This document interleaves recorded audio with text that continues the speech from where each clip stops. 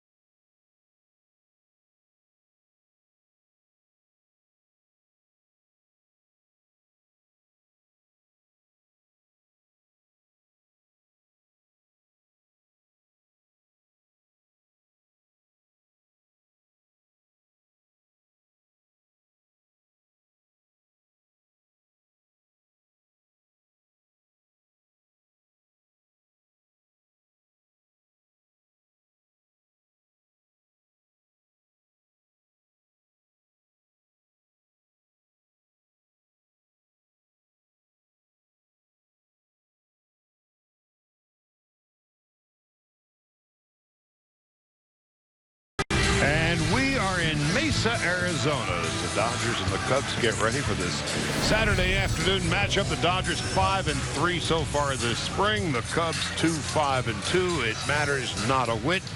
The weather couldn't be any more lovely on this Saturday afternoon. Wind not a problem at all. Puffy white clouds overhead, so the high sky and the wind will not be an issue today.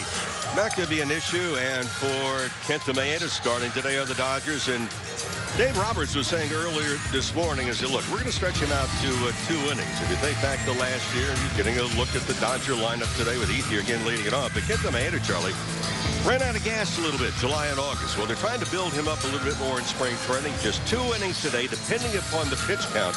But they really need Maeda to get ready and really supplement the rest of this Dodger pitching staff. After Maeda today, the Dodgers are going to have Ralston Cash, Madison Youngiter, Patrick Schuster, a lefty, and Brock Stewart. Dodger fans are familiar with, and the Dodgers all too familiar with Kyle Hendricks, who finished 3rd in Cy Young balloting last year with the lowest ERA in the National League, and opponents couldn't hit a lick against him. And so away we go. It's a rematch, of course, of the National League Championship Series. The Dodgers so close against the Cubs last year. Cubs came from behind to beat the Giants. They would come from behind to beat the Dodgers and ultimately come from behind to beat the Cleveland Indians and win their first World Series title in more than a century. And here's Andre Ethier leading it off, and on the first pitch, a breaking ball for a strike. 0-1. Andre is 2 for 6 so far this spring.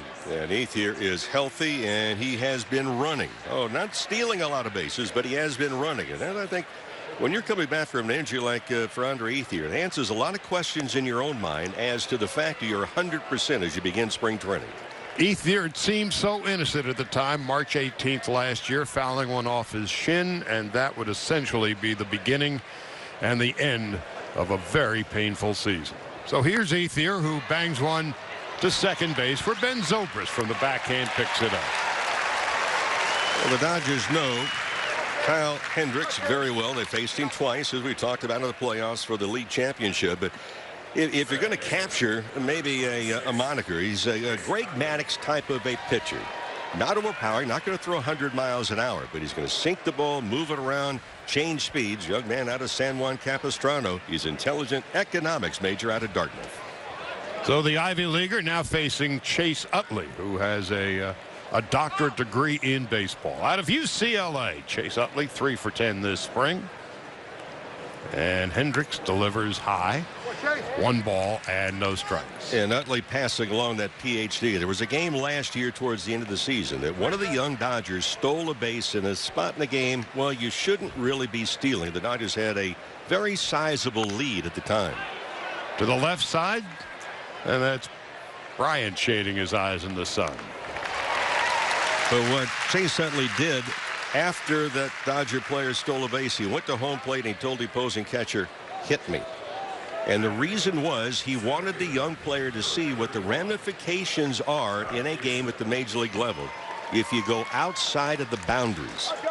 So he said, "Plunk me. It'll send the message to my guy." Now with 2 out, Jock Peterson stepping in. Peterson has 1 hit this spring, a home run. With the shift on against Jock, he takes a strike. It's 0-1. Yeah, Jock Peterson changed the swing and the stance a few different times last year. Remember after the trip into Chicago during the regular season, you saw Anthony Rizzo, their first baseman. It's not in the lineup today for Joe Madden. Peterson trying to bunt against the shift, but Hendricks picks it up and throws him out. Kenta Maeda getting ready for his second start of the spring, facing the Cubs when we come back.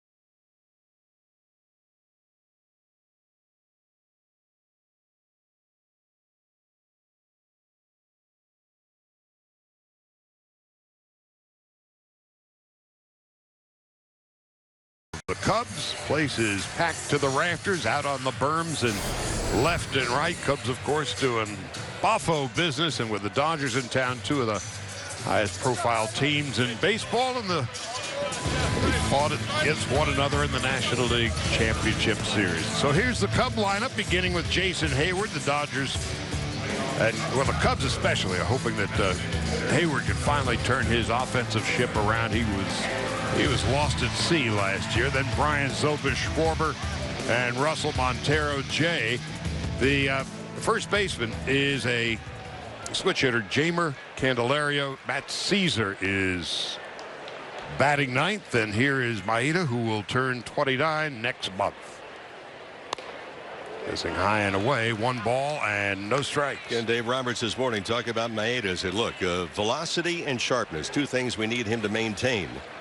After Jason Heyward trying to work with a revamped stance and swing. He started working about 10 minutes after the World Series championship was won. He not only began to work out here, he moved to the Phoenix area during the offseason. Joe Maddon and the rest of the coaching staff worked with him. This is a totally revamped. First of all, you see the hands a little bit lower to start with. He did keep the hands higher, much higher than this, but he lost bat speed last year. Question is, can he maintain it? He's 0 for 13 in spring. Charlie, the swing itself, you can see the bat got wrapped around the back of the helmet. Well, that's what he did last year, only even more so. He held the bat high. This year he's trying to hold the bat a little bit lower to begin with. Not as low as, say, you think back the number of years. Eric Davis when he was with the Cincinnati Reds and then with the Dodgers. But can he handle the ball inside? They're trying to pitch him inside now. Heyward did not go around. Working with 3 umpires today. Mike Cassiopo, rookie umpire, is calling balls and strikes. The veteran Jerry Davis at first, and Ramon DeJesus is the third base umpire. 3 veteran umpires retired during the winter. And Heyward is down on strikes. Well, 0 for 14 to begin the spring training, so you just kind of go back and forth. And as a hitter, when you revamp the swing, stance, approach, and swing mechanically itself, you have to get past the mental part of, hey, we're making a change. Well, spring training is generally a time where the veterans just kind of brush off the rust. But coming off the year that Heyward did, and then coming off an 0 for 14 beginning, one can only wonder about his confidence level as Chris Bryant steps in. No such worries with him as he grounds it slowly to third, and that's Charlie Culberson throwing it into the stands.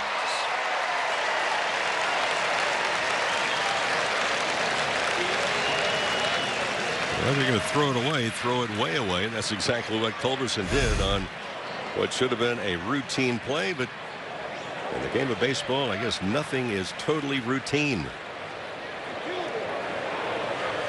Fielded it nice, planted, but it just got airmailed.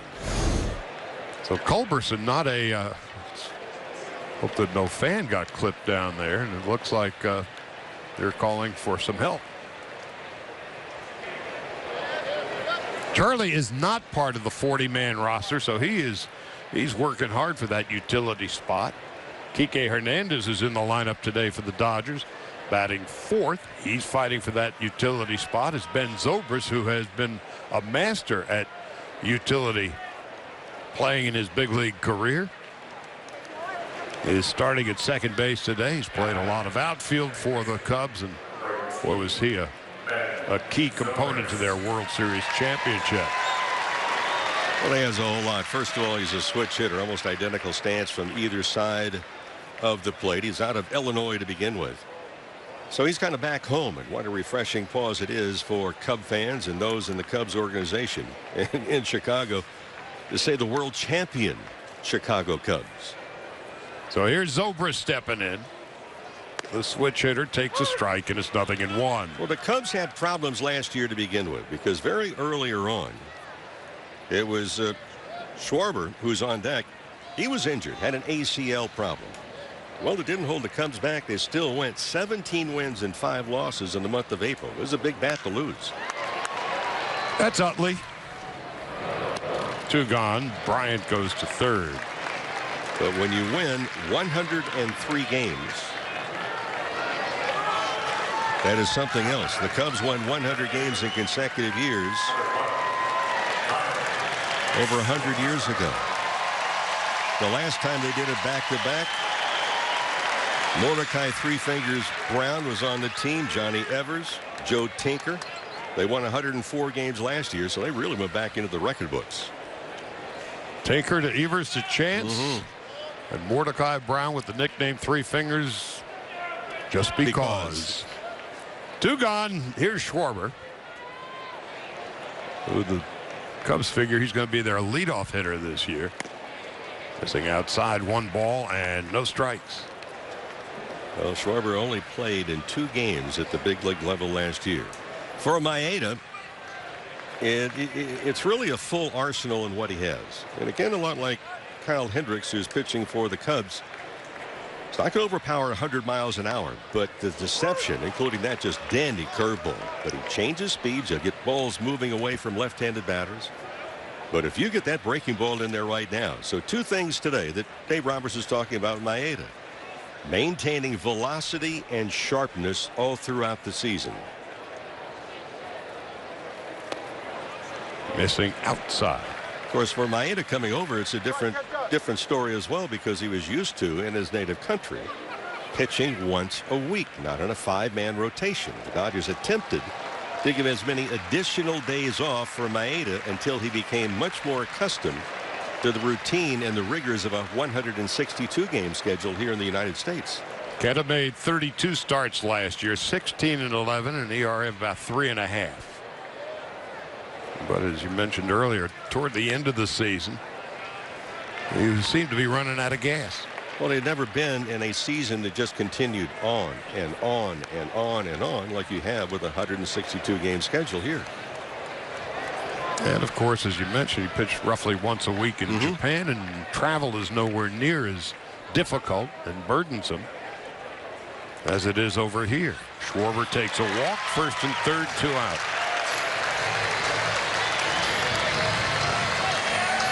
Even in spring training, that's not a bad walk.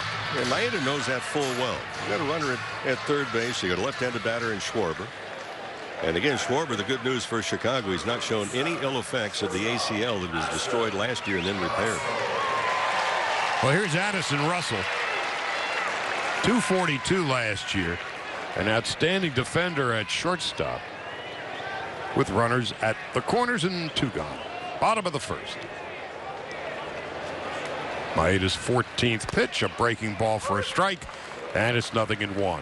Well, Addison Russell, there are many that say he's the price of admission to watch him defensively. Offensively, hit below 240 last year. But he has much better ability than to hit that low as far as average. A steal of a deal in 2014 from the Oakland A's, and a routine fly ball to shallow center, and there is Jock Peterson. And that's the end of the 1st. No runs, a walk, an error, 2 left, and no score after 1.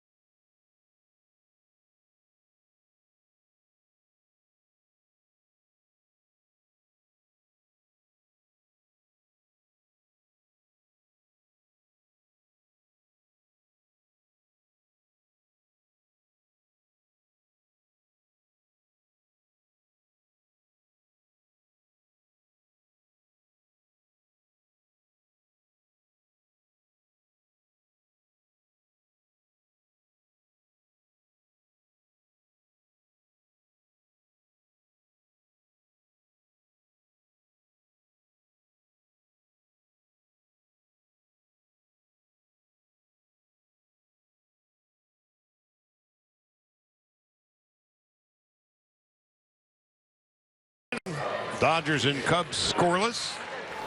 Al Hendricks retired the Dodgers, needing but 7 pitches in the first inning, and Kike Hernandez will be leading it off here in the second.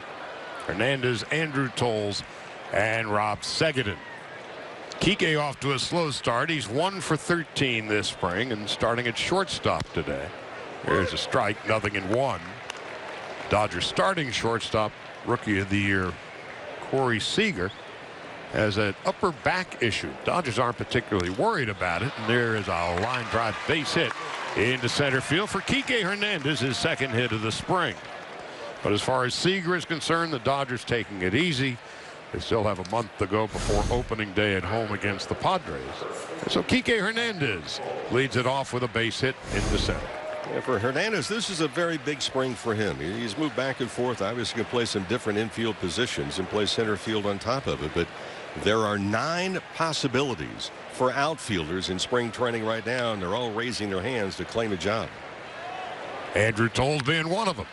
A slow roller to short, and Russell will take care of it himself. Candelario manages to keep his foot on the bag, and there's 2 gone. So you've got a total of 9, but let's look at the 6 that are really up at the top. We look at Ethier. I mean, the career starts that he's had, and unfortunately, the season last year was really lost. But Gutierrez comes over. He signs. They like what he can do against left-handed pitching. For Yasiel Puig, this is a very big spring training to reach that plateau. For Peterson, more consistency. But if you look at a healthy Scott Van Slyke, Charlie, and then Thompson is healthy, he's starting to play. Is it going to be Hernandez? Is it going to be Toles? There's some big question marks. Rob Segedin takes low and outside. 1 ball, no strikes. Segedin's had a solid spring. And Rob will be leaving for the World Baseball Classic as he fouls it off. There was an interesting conversation in between the half innings.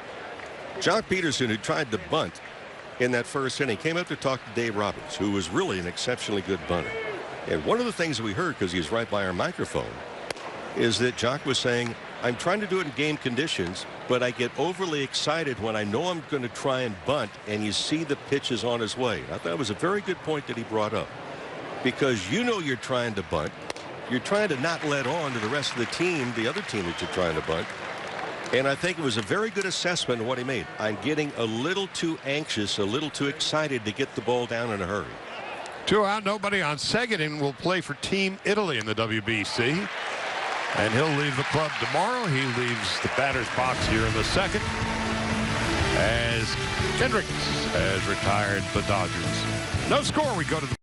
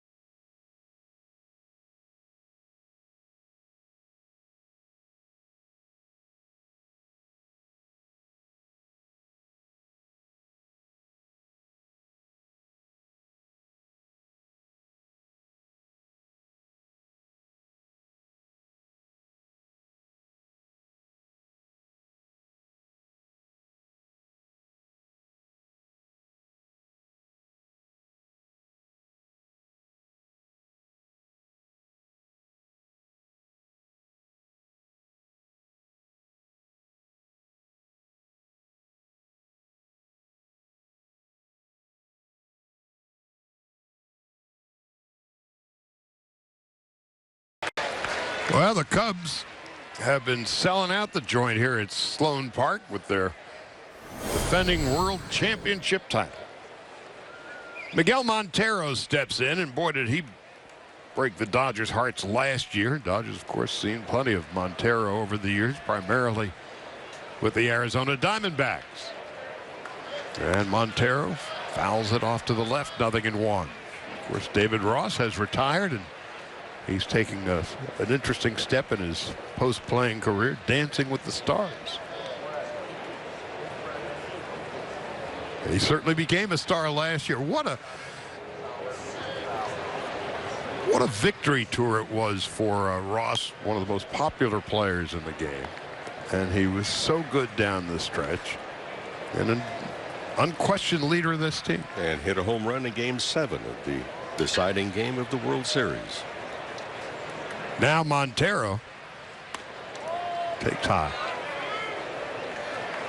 You were mentioning the fact, Charlie, about drawing well in the stadium. A weekend, but they announced that the temperature about 3 minutes ago, 78 degrees here. What about Chicago? 37. Montero with the big rip. Of course, the Cubs have been playing spring baseball out here 39 consecutive years. This is the 4th year in the brand new Sloan Park. They finished their stint a number of years ago. Remember, they had trained on Catalina Island for about 20 years. Montero making a nuisance of himself for Kenta Maeda. In fact, there's still a plaque alongside the first fairway of the Catalina Country Club that signifies exactly where the field was located. So they've been in Catalina, they've been in French Lick, Indiana. They went back to Catalina. They've been in Mesa, Long Beach, Scottsdale, and now back to Mesa again. Montero manages to stay alive, and that gets a piece of Bobby Wilson.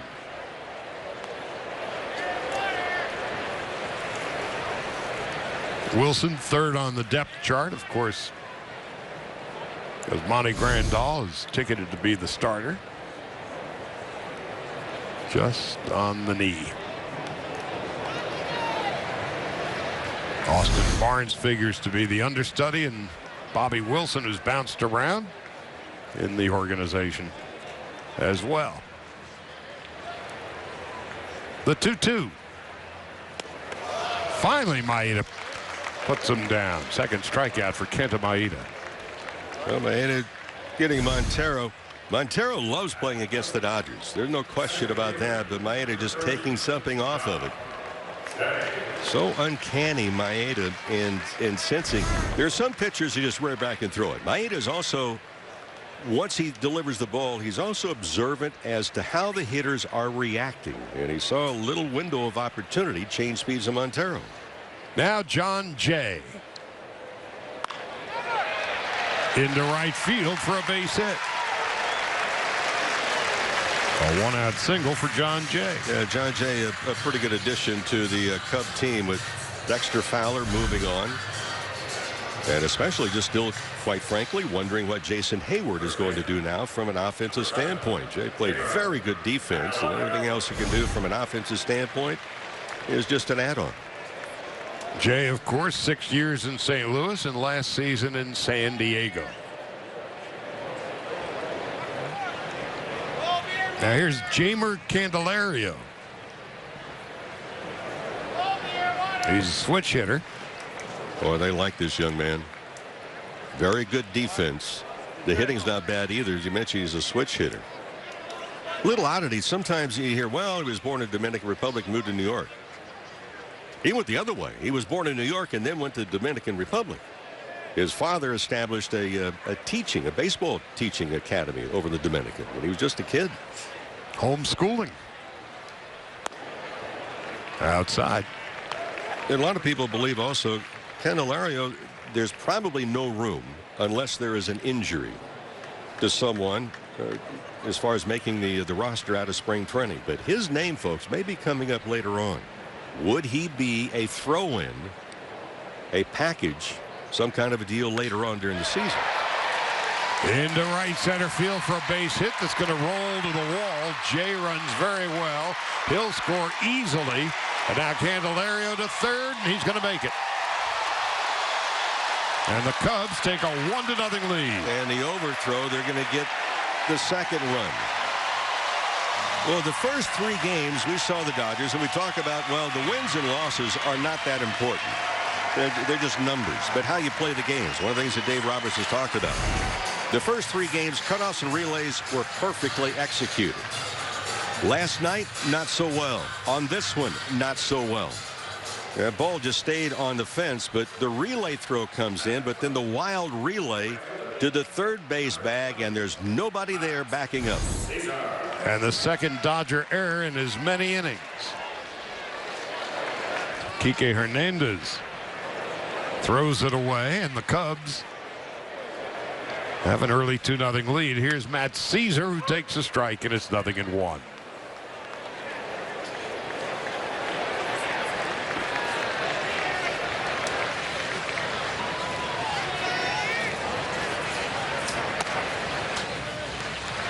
I remember years and years and years ago, pitchers tried not to throw very many breaking pitches in the early part of spring. It was all fastball, and then work into it. That's changed over the years, and both of the pitchers today are evidence of that. Yeah, and so is the approach as far as spring training itself. Well, we talk about, the first spring training was 1897. Cap Anson took his Chicago White Sox to Hot Springs, Arkansas. And then for many, many years, for the next really kind of 100 years, spring training was where you went to get into shape. Well, now, because of economic situations for players, they don't have to get second jobs during the offseason. They come to spring training ready to go. Andrew Toles in right. That's the second out of the inning. But it used to be you looked and everybody had the sweat jackets on, and let's go ahead, and that's before they discovered, hey guys, there's something called electrolytes in your body that you might want to be able to replenish. And they said in the 60s and 70s, electro what? Well, they understand the conditioning part of it. So you come to spring training to refine everything. So pitchers are much more willing to throw the breaking stuff early in spring training than they used to. And now here's Jason Heyward, still looking for his first hit of the spring. And again, can't help but wonder, having such a disappointing last year and reading about all of that, and then getting off to a start like this. Can't be good. No, and when you watch the setup, and again, his hands are much lower than what they were. They're out away from him. But to me, it looks like his heels are basically carrying all the weight at the present time. Has a pronounced crouch at the knees. And the weight should really be, if you're looking at it, the quintessential stance is that most of your weight's going to be just slightly on the balls of your feet, not back on your heels. And you're hitting against a firm front side, not on top of the front leg. Heyward, a career .262 hitter, but last year hit just .230. And arguably one of the worst years for a major league player from an offensive standpoint, especially considering the fact he has the 15th highest contract in baseball. I mean, he was lost. Gets underneath it. Seguin and Toles run out of room. Well, that was a slider, and that, quite frankly, is a pitch that, if you're a big power guy like Heyward can be, that's a pitch you need to handle. Oh, granted, this is early in spring.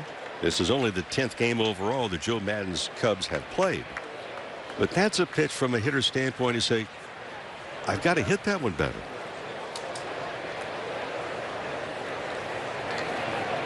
Maeda on 2-2 to Jason Heyward. But it'll wait an instant. You can change the stance. You can change the swing. How long does it take for the hitter to change the thought process? Talking with Jim Deshaies, who came into the booth before the game. You and I were both having conversations with the former left-hander about changes. And he says, from a pitching standpoint, you have to get to the point of, if you are altering your delivery, to where you can do it without having to think about doing something different. Is Jason Hayward there yet, where he does not have to think about changing it? In the infield, Culberson calling everybody off. A step in front of Kike Hernandez. The inning is over. 2 runs, 2 hits, and an error. Cubs 2-0 as we head to the third.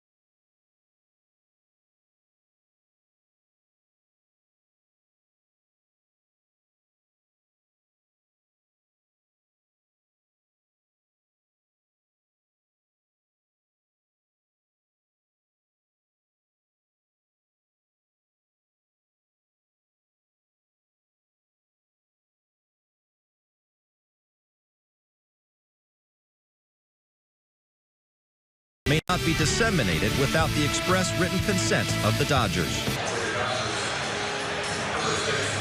Well, there's a familiar face, the lefty Brett Anderson, who last year with the Dodgers, of course, it was an injury-plagued year, made just 3 starts and had an ERA just south of 12. In 2015, 10-9 and a 3.69 ERA. And he delivers a strike, 0-1 to Charlie Culberson. So Kyle Hendricks couldn't have pitched any better today. 2 innings, 1 hit, 1 strikeout, 16 pitches, 12 for strikes. Cubs with an early 2-0 lead. Culberson has 4 hits this spring and takes outside. Joe Mann was talking about Brett Anderson. He is in competition to maybe capture that number 5 starting job for this Cub team. Nice charity hop for Bryant. Throws a strike to Candelario.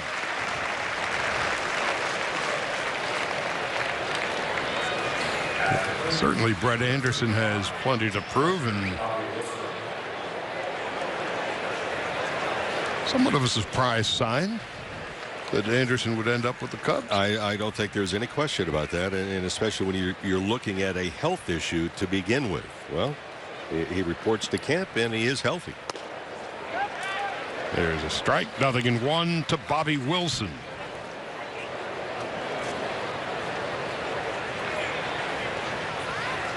Anderson turned 29 last month. Gets ahead of Wilson, 0-2. But if Anderson is able to do it, I mean, you look at the pitching staff, the Cubs led Major League Baseball collective earned run average. 3.15 as a group. Bobby Wilson down on 3 pitches, 2 gone. And there are only 2 teams in baseball that scored more runs than the Chicago Cubs. You're going along, you're scoring more than 800 runs to begin with. And you're not giving up too many runs. It's a pretty good combination. But I thought one of the big things that Madden was kind of preaching to his club this year is, look, we cannot repeat, we cannot win if we do not also this year have very good defense. Which they did not have last year. Made 101 errors, right middle of the pack. The Dodgers, by way of comparison, made only 80 errors. But the Cub pitching and the Cub hitting carried the day. They had the highest on base percentage, the Cubs did. A .343 on base percentage. The Dodgers .319. So that's how you win 103 games. Great hitting, great pitching. And your manager delivers a message. He wants everyone to buy into the fact of the defense. The defense can help even more. If you're that stingy with giving up runs, you don't have to score that many more yourself. Tyler Holt takes a strike. And Anderson appears to be in a nice rhythm early.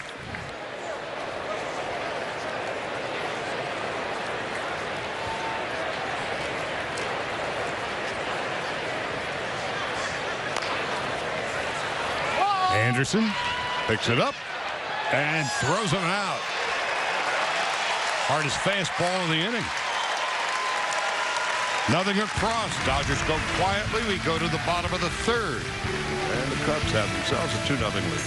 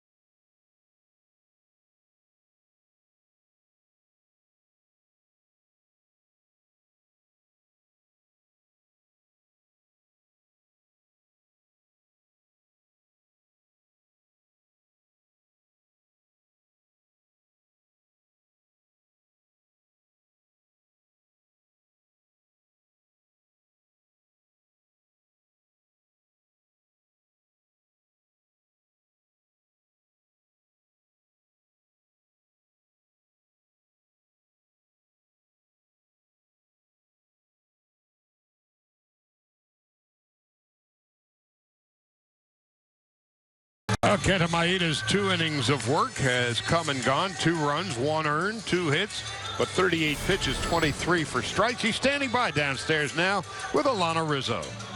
All right, Kenta, earlier today, Dave Roberts said that he basically wanted you to focus on your sharpness and velocity all throughout the season. How are you planning on maintaining that throughout the year?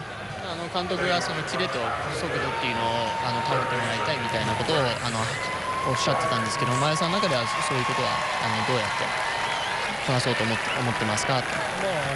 実戦を投げていけば戻ってくるものだと思いますし、ほんまに近づけば近づくほど出てくるものだと思う。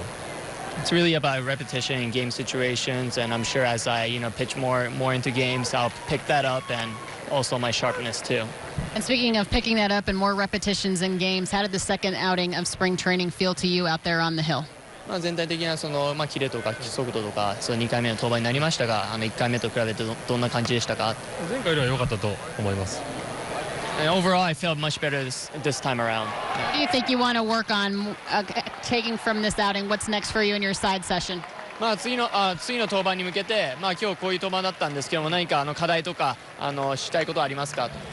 ランナー出てからちょっとコントロールを乱してしまったので、ランナー出てからしっかりと、コントロールを意識しながら、抑えれるように投げていきたい。My command was a little off when I was, pitching from the stretch, so maybe that's what I'm going to work on next time around. How much more comfortable do you feel going every 5th day versus once a week as you're primarily used to? How much did last year help you with that schedule? 去年はいろいろそういう中4日ではなくて5日6日で回ったりしてたんですけども、それってはそれ振り返ってみてどのぐらい大事だったのか。1年目でわからないことがたくさんあったんで、配慮してもらったけど、今年はリズムをつかめているので、どういう日程でも対応できると思う。Yeah, it was hard to, I didn't really go into the Major League season knowing a lot of things, so it helped me kind of get a feel for what a Major League season is like. So, this year I think I got the rhythm of what it feels like to pitch in every 5 days. So, I'm looking forward to that. And finally, for you, they wanted you to gain a little bit of weight. You joked and said it was a lot of Japanese food that allowed you to gain that weight, but how has the weight gain helped you? 体重が増えてって日本食をいっぱい食べたから体重が増えたという話があったんですけども、それは前田さんの中で今どういい影響になってるんですかね。まだはっきりとは分からないですけど、これから長いシーズンを戦っていく中でプラスになると思います。It's hard to tell now, but I'm sure as I go through the regular season, I'm sure that will we'll see how it works out. Feel free to share some great food with us. 美味しい日本食分けてくださいと。Okay. Sure. All right, Kenta, thank you. Thank you, Will. All right, guys. All right, and so while Alana and Kenta were busy in conversation, Chris Bryant was robbed of a base hit on a diving stab by Chase Utley, and Zobrist sends Andrew Toles to the wall. Yeah, the shift was on, and for Utley, boy, just diving and holding it on. His anticipation was great, and I'm still a strong believer that one of the secrets for Corey Seager to develop as quickly as he did last year is because Utley was at second base and Justin Turner was at third. He was sandwiched in between two pretty good veterans that shared a lot of knowledge. This is Kyle Schwarber in the batter's box. He walked in his first at-bat. The Cubs with a 2-0 lead. And Schwarber, slow roller to second. Barehanded by Utley. And Brock Stewart retires the Cubs efficiently. We go to the fourth. Chicago with a 2-0 lead.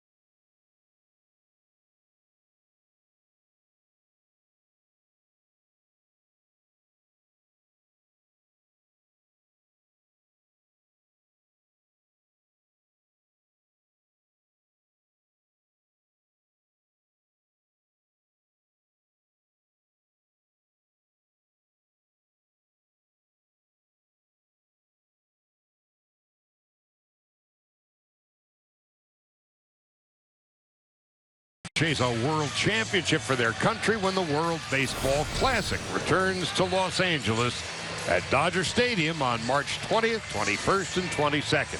Visit Dodgers.com/WBC for information and purchase tickets today. Several Dodgers will be departing for the WBC. Rob Seguin will be leaving tomorrow. He's going to play for Team Italy. Ike Davis has already left. He's playing for Team Israel. Kike Hernandez will play for Team Puerto Rico. Sergio Romo, Alex Verdugo, Adrian Gonzalez will leave on Monday to play for Mexico. Ethier, who bounced to second in his first at-bat, behind 0-1 to his former teammate, Brett Anderson. Talked with Adrian Gonzalez a bit this morning. The right elbow is heavily wrapped, just precautionary. He's fine. And still ready to make his first appearance in spring. Yeah, it's easy for you to say his elbow is fine. It's not your elbow. I can only pass on to you what he said to me. And that's the good news, too, because they took it very cautiously. Began to hit off the batting tee, so he's not feeling any ill effects.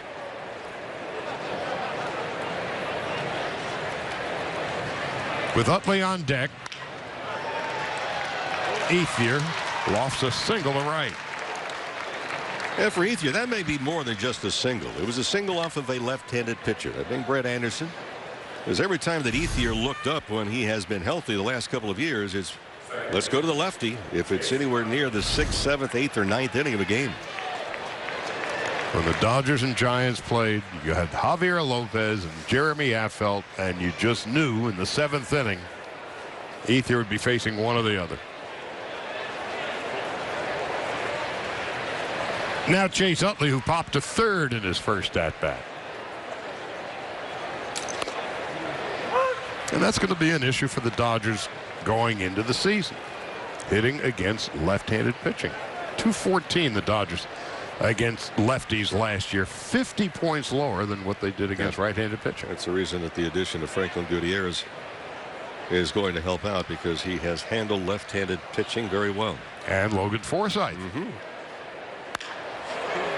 Into left center field. That's well hit, and that's one hop to the wall. Watching Ethier run on that bad leg. He's on his way home, and he is safe. Throw gets past the catcher, Montero, to the backstop, and Utley will go to third.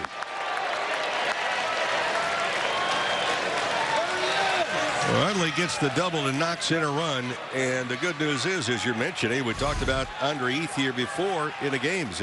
He's been trying to steal some bases. Oh, he's been thrown out a few times. The Cubs use this relay. And watch the shortstop Russell, who feels it. You see Ethier going around. He's not hesitating at all. And if Montero stays with the throw a little bit longer, he may have had a time, but Russell feels it. And he's doing what you want. Your back's not to the infield. It's kind of side saddle. So you take it in one motion, you throw. And for Addison, Russell got rid of it in a hurry. If Montero stays with that tag a little bit more, just the throw itself, he might have had it and been able to tag out Ethier. Jock Peterson tried to bunt for a hit in his first at-bat. But a couple of things interesting in this 4th inning against Brett Anderson. Ethier with the base hit to right against the lefty. Utley against the lefty gets a base hit to left center field. And maybe most importantly, just watching Ethier run all out from first to the plate on the play. 3 really encouraging signs in 2 at-bats. And he's continued to do it in the games that we have seen him. So good news for Andre Ethier, coming back after the frustration of the broken leg last year. Infield's in now for Peterson. Takes under the knees. So Joe Madden just trying to play some game situations, moving the infield in tightly. Now the question for the Dodgers, and not likely that Utley would be going on contact. In other words, anything hit on the ground, he would be running.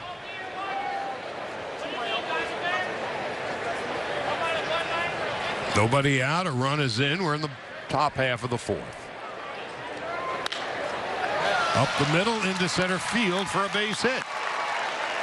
So 3 lefty hitters, Ethier, Utley, and Peterson, all deliver, and the Dodgers have tied the score at 2 against Brett Anderson. Yeah, I like the stance also by Jock Peterson. Didn't try and pull the ball, went right up the middle, going with the pitch. And I've always felt that lefty against lefty, since you don't see that many left-handed pitching, think about hitting the ball sharply up the middle. Don't try and pull it.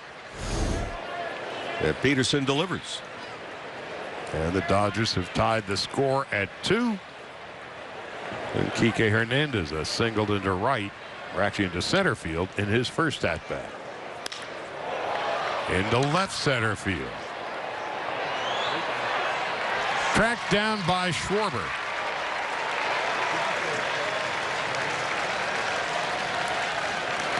Anderson hasn't fooled too many people in this half inning. Kike Hernandez hit that one a long way. Little surprised, quite frankly, that Schwarber was playing that far off the line in order to even get to the ball. So that's 1 out, and Tolles, who bounced into a double play in his first at-bat, steps in. And another grounder to short. There's one. And not going to be anywhere near in time. Andrew Toles runs very well. Throws off the mark. Toles takes Peterson's place at first with 2 gone. Well, here's another way to look at bats in spring training. Andrew Toles, and again, he's part of that group we showed you earlier. They're fighting for spots. Andrew Toles has had 2 at-bats. He has seen a total of just 2 pitches. And bounced to short both times. And the first time was into a double play. So we talk so much about, well, he's trying to get into shape, not being he Toles, just any of the players, whether it be a pitcher or fielders. That also includes awareness as far as the thought process. You know, be more selective. Even if you have to force yourself at various times. And for Andrew Toles, Dave Roberts knows exactly what he can do. Toles did everything you could have dreamed for a player to do once he came up with the Dodgers last year. Addison Russell makes the play. Oh, he's good. Ooh. A difficult short hop from the seat of his pants. Tosses to Zobrist, and the inning is over. That's why Addison Russell is such a valued member of this Cub club. Do you know a high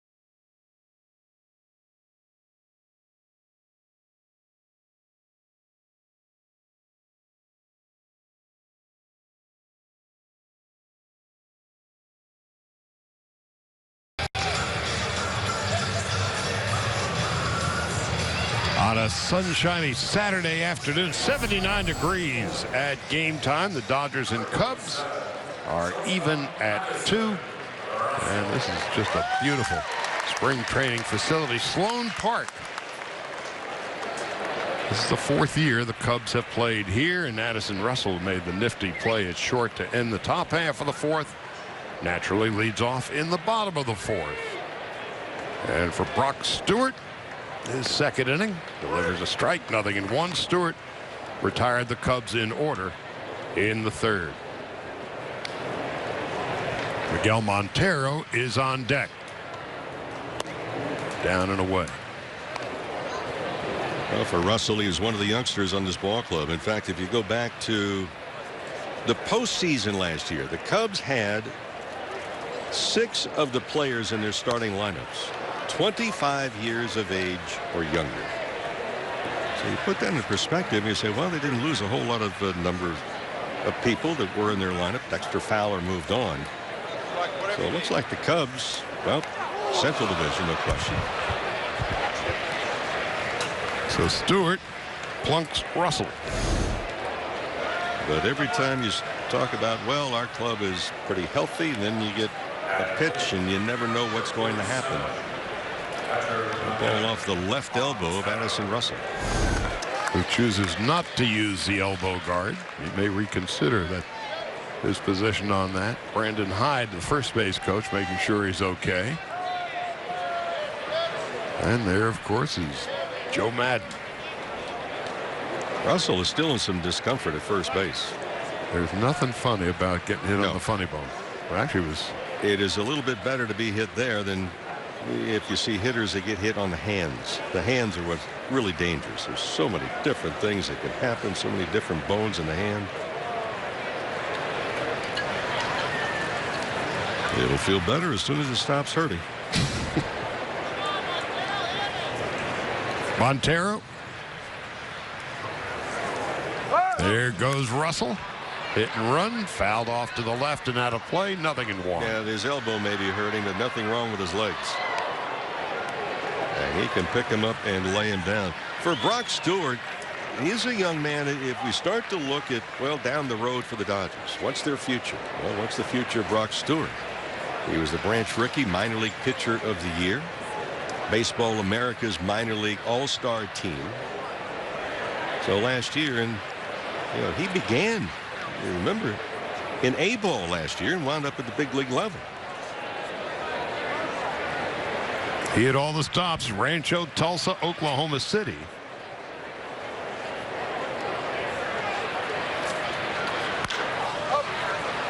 Up in the air into short center, and actually left center. That's Culberson. And that's the first out of the fourth. Brock Stewart out of Normal, Illinois. Home of Illinois State. Sixth-round pick of the Dodgers back in 2014. Yeah, his dad was a former head coach at Illinois State. Originally drafted by the Mets out of high school, did not sign. Very intelligent young man that understands what he can do physically and how he needs to continue to improve.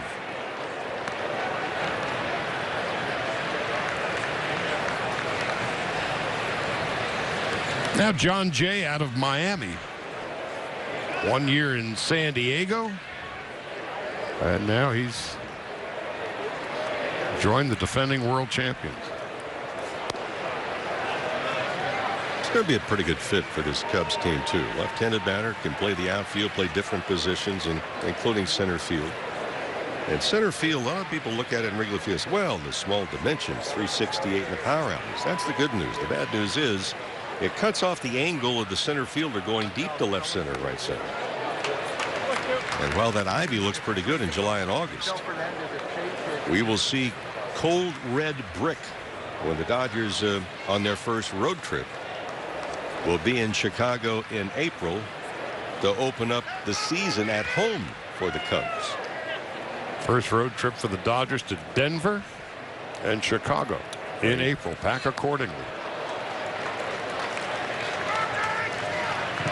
1-2 to Jay. Stewart understands and uses. He's changed speeds right here very well. Keeping hitters off speed. John Jay, good fastball hitter. Brock Stewart changes speeds and has Jay out in front.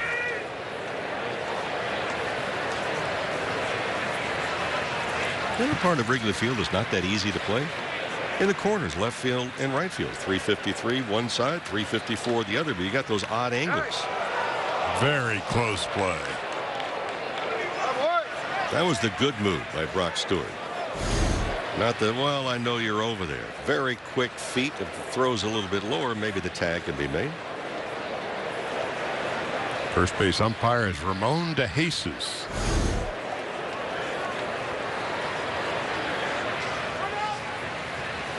Three veteran umpires have retired in the offseason.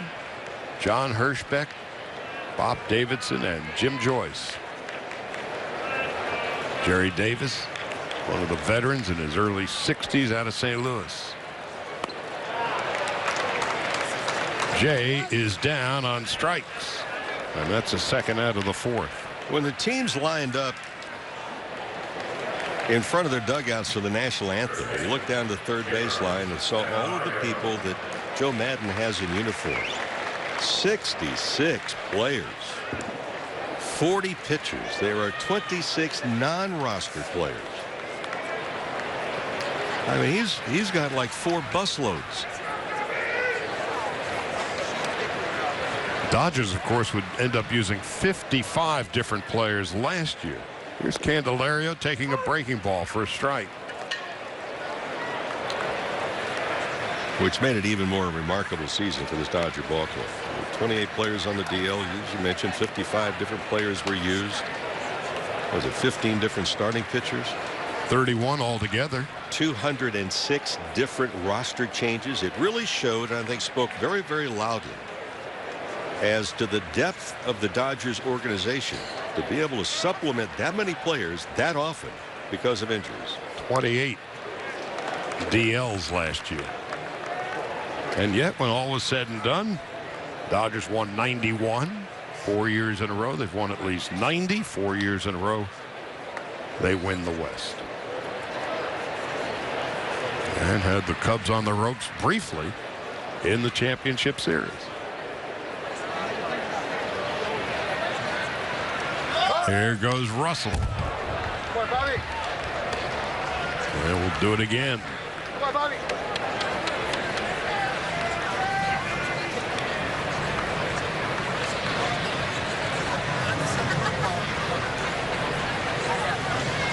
Cubs, of course, had three outstanding starters at the top of the rotation. And we saw one of them, Kyle Hendricks, today go 2 innings and picking up where he left off. Stewart missing outside.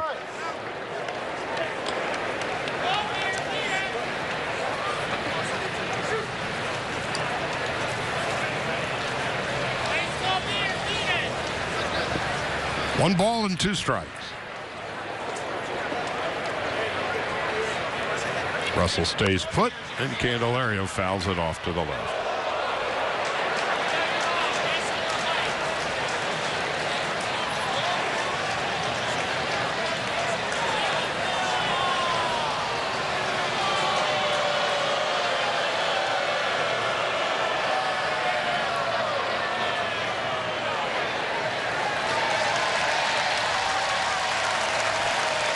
Battle for an errant souvenir. Stewart showing a good move to first. And for a moment, part of the crowd was rather cranky on this Saturday.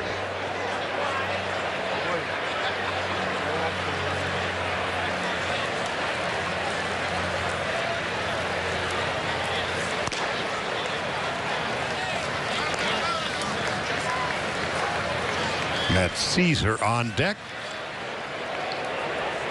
Candelario, as we mentioned before, the switch hitter, we've not seen a whole lot of him.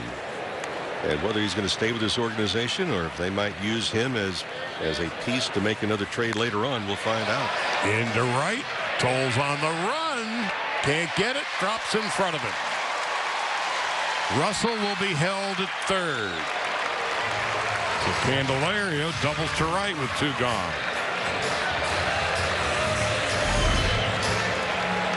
Ball not hit exceptionally hard, but Candelario kind of sweeps around it and hooks that ball down into the corner. Amazing that Toles was able to get it on one hop, get the ball back into the infield to stop the run from scoring. Although Russell was on cruise control until he came to close to being third base. Matt Caesar coming up.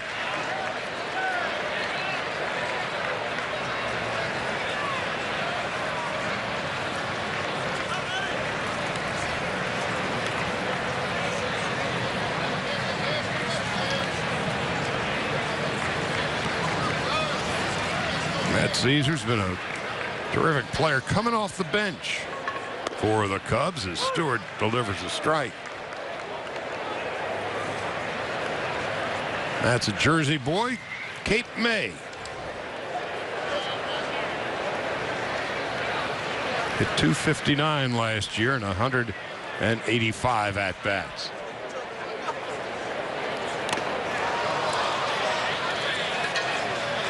Caesar got hit on the elbow.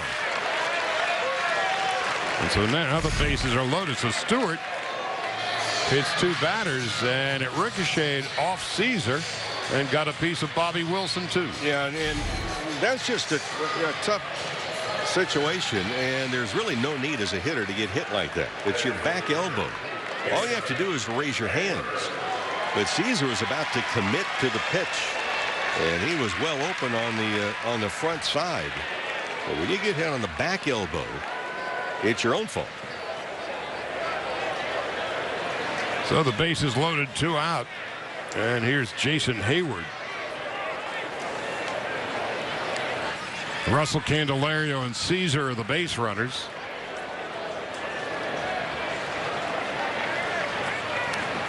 Heyward is struck out and popped out. They're going to come inside. They tried to, and that's exactly where Wilson was setting up. I mean, Heyward, you can tell sometimes by a hitter. Do they like the ball inside? Well, Heyward stands a long way off of home plate, and he's not shown that he handles that ball in. The question is, we haven't really seen it upstairs. That's a pitch he chased a lot last year. And now Stewart falls behind 2-0. Heyward still looking for his first hit in 15 at-bats this spring. Don't go anywhere. In our next half inning, we'll be joined by the legendary baseball writer Peter Gammons. Now Stewart has really dug himself a hole. If Heyward likes this one, he might come unglued at home plate. Standing well off the plate with a slightly open stance.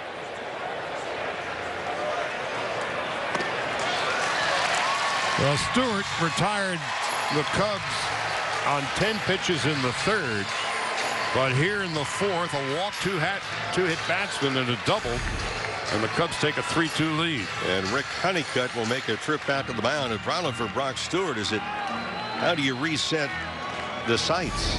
He was in off the plate, he was down, he was away. Rick Honeycutt has a way to paint a verbal picture to his pitchers. They have to do it very quickly.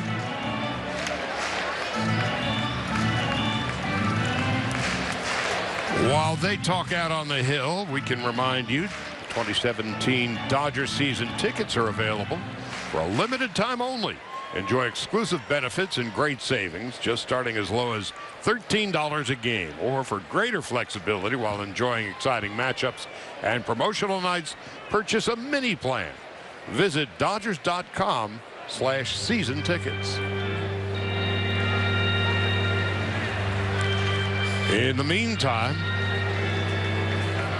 while Stewart is trying to regain his equilibrium, Ralston Cash,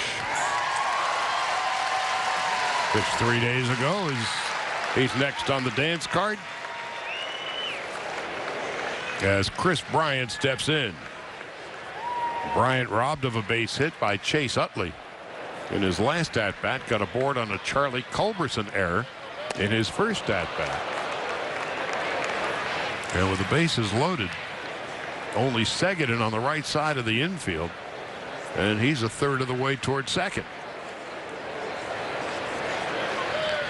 For Chris Bryant. Well, Bryant trying to take advantage, knowing that you've got a pitcher that's had trouble finding the strike zone. Turned it loose that first swing. Well, Chris Bryant last year, he played all 3 outfield positions. He played first base, he played third base, and basically told Joe Madden, wherever you need me, I'll play.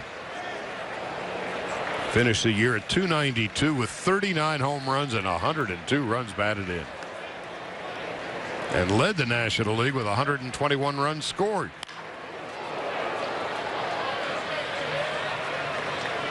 The MVP, winning 29 of 30 first place votes. Has the ability and the quickness. He can stay back on the ball and let it really come in deeply to him. What do you mean deeply? Well, come to the plate more often. In other words, he does not have to commit as soon as some other hitters that are maybe not as quick, not as strong. Zobrist on deck. Bases are loaded. A run is in. To left field and deep. Back at the wall. A grand slam home run for Chris Bryant. A nightmare of a fourth inning for Brock Stewart.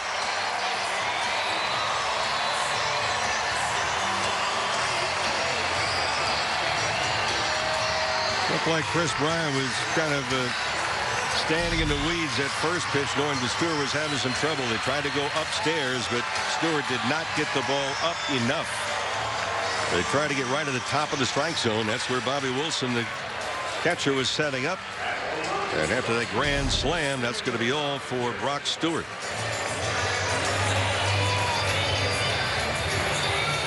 Dave Roberts going to take Stewart out of his misery.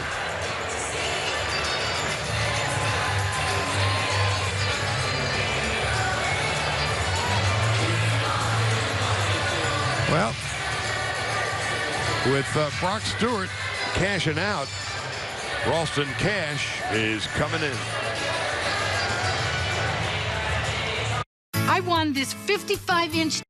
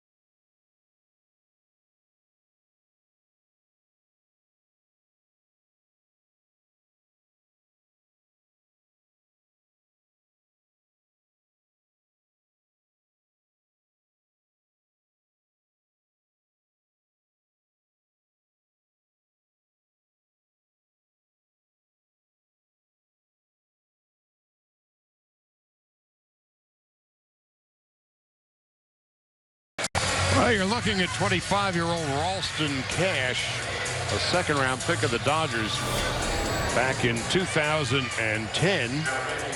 Made 17 appearances, all out of the bullpen at Oklahoma City last year. 4-0 and a 2.63 ERA. Yeah, he's had to come back. He's been at the minor league level. He had major hip surgery 2010. So everything else now is come back, and it took him a while to come back and really trust the fact that he was physically okay. Ben Zobrist takes high and away, 1 ball and no strikes. So the surgery went well, and then for Ralston understood as well, there was a lot of scar tissue, and it kept his muscles from reacting when he tried to get into quick movement. It took him a while to kind of break down the adhesions and get back into anything normal where he could compete on the mound. For Ralston Cash, this is his 7th professional season and his first big league camp. Non-roster invitee. Missing inside. Well, Ralston has had to undergo some difficult times to begin with. His mother was killed in a car accident with just 3 years of age. His father was really not anywhere around, and he said, I was raised by my grandmother and my grandfather. And 2 very influential people in his life. 3 balls and a strike to Zobrist with Schwarber on deck. And he begins his appearance with a walk to Zobrist.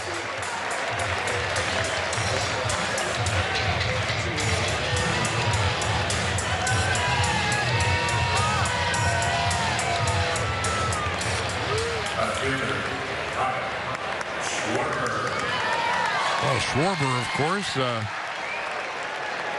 missed the bulk of last season.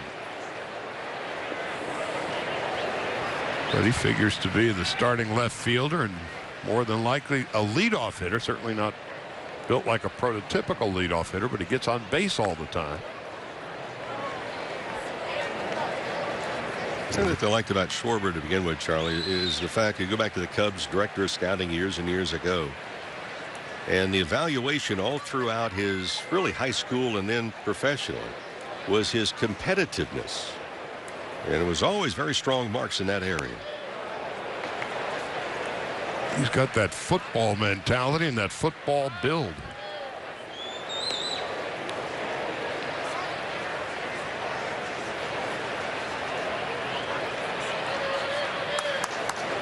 And so they're figuring, and again, here it is, what, the 4th of March. That'll be good for 3 or 4 at-bats a game and then come out for a defensive replacement.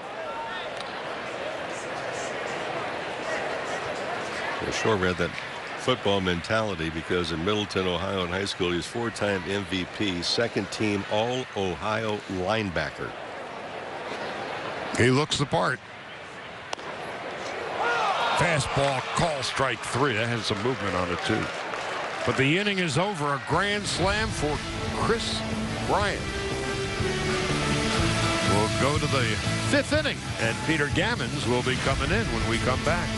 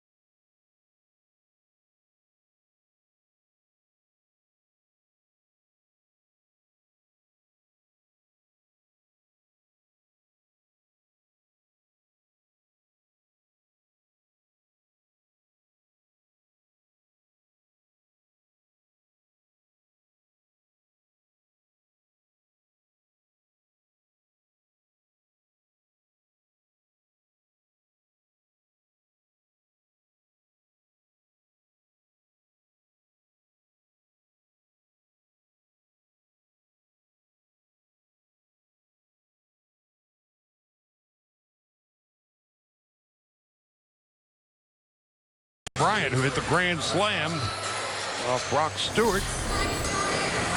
Yep. National League MVP. New shortstop for the Cubs, Moniori Kawasaki. And new pitcher is Pedro Strop. And new addition to our booth, our friend of a million years, Peter Gammons. MLB.com, ESPN, Boston Globe. And one of by land and 2 of by sea. Well, here we are, Peter. It's a month away from opening day.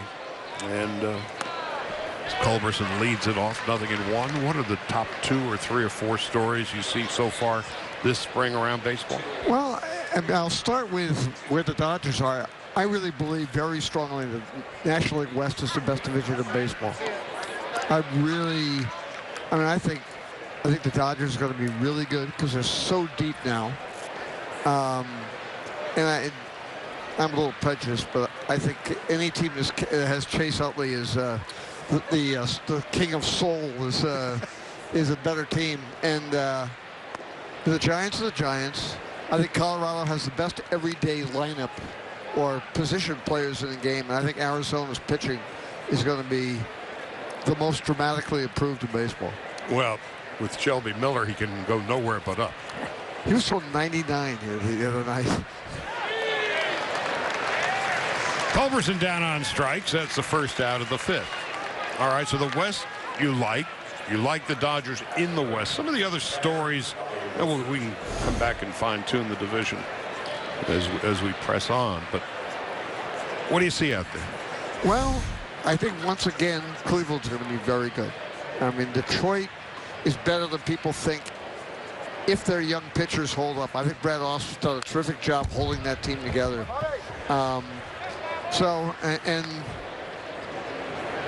The American League East is kind of strange in some ways. I mean, I'm not really sure exactly what Boston has. A lot of talent, but there are a lot of sort of odd vibes around that team. Well, especially with the David Price news now. Yeah, and there's a real some disconnect where they once were a front office that really understood players and so forth. It's a disconnected situation now. It'll be very interesting to watch the Yankees. They keep targeting 2018, 2019, but their young talent is so good. They have the best farm system in the game, and they could get, if they could keep Tanaka healthy, and Severino throws them all over the plate, they could become a pretty serious challenger. It'll be a fun team to watch. And I think that whole Houston, Texas thing is really interesting. Wilson struck out. There's 2 gone. Houston's going to score a ton of runs. And with the players they have, I'm not sure Carlos Beltran won't be the most important addition to a team along with Alex Cora as the first base coach. That team has needed that leadership for a long time. An ugly kind of addition for a young team. Yeah, it is amazing. I don't think there's any question Chase Utley is one of my 20 favorite players of all time, but that he is so hard-nosed, his love of the game is so profound. Fascinates me that a Corey Seager is calling the general manager's office almost every day to bring him back, and the influence, the impact he has on other people is remarkable. This is Tyler Holt with 2 on, or 2 out, nobody on, taking high and inside from Pedro Strop. They talk sometimes about people that you surround your young players with. I said earlier today in the broadcast that I think one of the many reasons, I mean, there's talent of Corey Seager, but I think it helped him immensely to have Utley to one side and Jester Turner to the other side, and what they did on a daily basis. It was a classroom out there. You know, 2-3 years ago, people would talk about, well, it's kind of a dysfunctional clubhouse, or, you know, the atmosphere. And I found it, I spent a couple of days with the Dodgers, and I find it very different. I mean, I think it starts with Dave Roberts' personality and the staff, which I have great respect for that, for the coaching staff. But I think, just like you said, Rick, I mean, Justin Turner's what I call baseball dirtbag, and Chase Utley is one of the, he does everything right as far as the game is concerned. And the influence on the young players, it's a great way for Jock Peterson to continually grow up, and eventually, when Bellinger's ready to come up, he'll come into the right atmosphere, and they learn and they see how the game's played. I was fascinated just watching Andre Ethier run out balls in this game. And I really got the sense with him that it's okay, I'm going to be here, fine. And I mean, he was running like a maniac. In the games I've seen, and I'm really impressed by what I think he might be able to add. Into right field. It'll drop in for a hit and roll to the wall. So Tyler Holt is on his way to third base, and the throw is not near in time. So a 2-out triple for Tyler Holt, his 3rd hit of the spring. And for Andre Ethier to complete that thought, he is playing so far in the early going. I mean, he's trying to steal bases, showing that he's 100%. But he's come into spring training. The Dodgers have a possibility of 9 outfielders for the 3 spots. And he has already raised his hand and said, I want to claim one of them, just by the way he's playing. Absolutely. And that depth, I mean, they have like 9 starting pitchers, and I can't even count all the guys on the board. I was kidding Andrew Friedman about having a 40-man roster during the regular season, but that really counts. I mean, there was only one team that used less than 9 starting pitchers last year. The average team over the last 5 years has used 10.5 starting pitchers. I mean, if you don't have that depth, you have no chance. And the same thing with players get hurt. And of course, the Dodgers went through 55 different players last year, 31 pitchers. They come, they'd go, they'd come back. I don't think I ever heard until about 4 years ago people always talking about optionable pitchers. That's become a big part of the game. Who can be off to Oklahoma City and brought back? Dodgers should have had a locker set up last year where it has a name tag. You should have said next. Seemed like every day was a TBD. And yet they won 91 games and would lose eventually to the world champion Cubs. So Ethier, 1 for 2 and a run scored. The Cubs with the 7-2 lead, a grand slam by Chris Bryant in the bottom of the 4th. And we are now here in the top of the 5th, joined by Peter Gammons. And there is 2 out. Ethier works the count full. When Utley, who is on deck, doubled home Ethier in the 4th inning. My eye was more trained on Ethier running from first to the plate than watching the ball in right field, and coming off that broken leg, he works out the walk. He and the ironic, almost sad irony of last year, he was having a great spring at the time he fouled it, seemingly innocently off his shin. And this walk right here is the 6th that he has collected already this spring. So he's had a discerning eye, he's not been swinging wildly, and he's hit the ball hard. And in terms of point of service with the Dodgers, he is number 1. You know who's number 2? No. Clayton Kershaw. Wow. How about that? I was over a couple of days ago doing a thing for MLB Network with Clayton and Rich Hill on the curveball. It was one of the most fascinating pieces of conversations I've had. What stuck out? That the respect Clayton has for Rich Hill. Now, I've known Rich since he was 18 years old, so and I've been through a lot of the ups and downs that he's had in his life. Utley into right field for a hit. So Holt will score. And there is scampering like a young kid, Andre Ethier sliding into third. It is now 7-3. It doesn't surprise me because of Clayton's personality, but the respect. Rich actually thought that Clayton was like deferring to him, like, well, he's really the expert here. And, you know, it was a fascinating exchange between two people who I figured would become very fast friends when Rich went over to the Dodgers. But it was really interesting, the juxtaposition of a guy that has been in the major leagues since 2006 and finally is healthy and back throwing the way he did when he was a teenager, and one of the greatest pitchers I've ever seen. So. And you're talking about two guys that have 2 very good curveballs, distinctively different curveballs. Kershaw's is over the top, nose to toes. And for Rich Hill, who's suffered some blisters as a result of throwing a lot of breaking balls and his fingers being on the seams of the ball, throws at 3/4, that big sweeping curveball, but both effective yet very different. Yes, very different. But it was really fun hearing the two of them talk about their time with Sandy Koufax.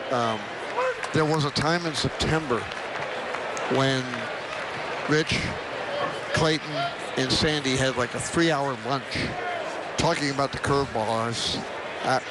When I heard about it, I said, there's nobody in the country who wishes he were in that restaurant serving them more than I was. But because Richard told me this winter that Sandy, of course, his hands are so big, as you know, but he could actually just slightly change the grip, throw a slower curveball, and turn it into a screwball. That just blew my mind. First and third, 2 out, a run in the 5th. And Peterson rolls one to second base. Zobrist bobbles. Still, well, the throw is just in time. Candelario able to keep his foot on the bag. Dodgers come up with a run. Holt a triple and Utley RBI single. We go to the bottom of the 5th.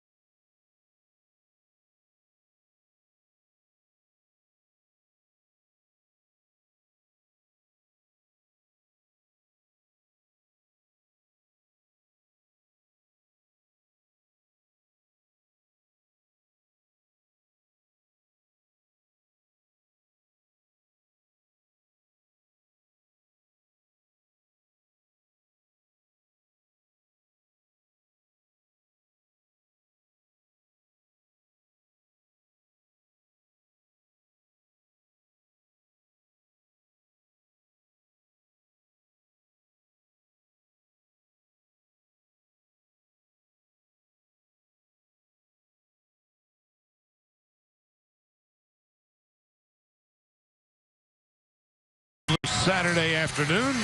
We're in Mesa, Arizona, Sloan Park, 4th year that the Cubs have called this place home. Of course, they've been playing in Mesa. This is their 39th consecutive year out here. And Patrick Schuster, who made 32 appearances last year, mostly at the minor league level. And so far this spring has turned in some very solid numbers. The Dodgers made some additional changes. Out in left field, Cody Bellinger takes over. Henry Ramos is in center field. And Jose Miguel Hernandez is at second. And so Peter Gammons continues to join us here. And on the first pitch, the Cubs shortstop is robbed by the Dodgers shortstop, Kike Hernandez. Munenori Kawasaki is robbed, and that's the first out. Let's talk a little bit, Peter, about pace of game, intentional walks, time clock, commercial, your overview of where we are and where we're heading. Well, I really don't like the clock in the ballpark. I think people should be watching the game, not watching the clock countdown, and I'm worried that happens. I understand the pace. I think the players can do it. It's been interesting to me today how quickly pitchers have worked, but also the hitters haven't been doing Ricky Henderson, wandering around the field, and that's part of it. I understand the need for it, but I also realize that baseball has its own life, its own pace, its own heartbeat. And every game is different, and it can't come down to... Montero with a fly to left, and that's Bellinger. There's two gone. Just to me, it's really hard to make every game seem the same. I realize it's important on television. I realize... but I think once people get to the ballpark, if the games are competitive, they want to stay. And I'm not sure that they aren't going a little overboard on the entertainment factor as opposed to why people go to baseball games. You brought up the time clock, and I played when they used that clock for a short period of time. People did exactly what you're talking about. They kept looking at the clock. There were some ballparks you could hear people counting down out loud what the clock was doing. But baseball has deemed it that way. Will they figure on restructure of the strike zone? Before they restructure the strike zone, we're going to have to get a declaration of exactly what the strike zone is at the present time. I know. Used to be who's on first, now who's behind the plate.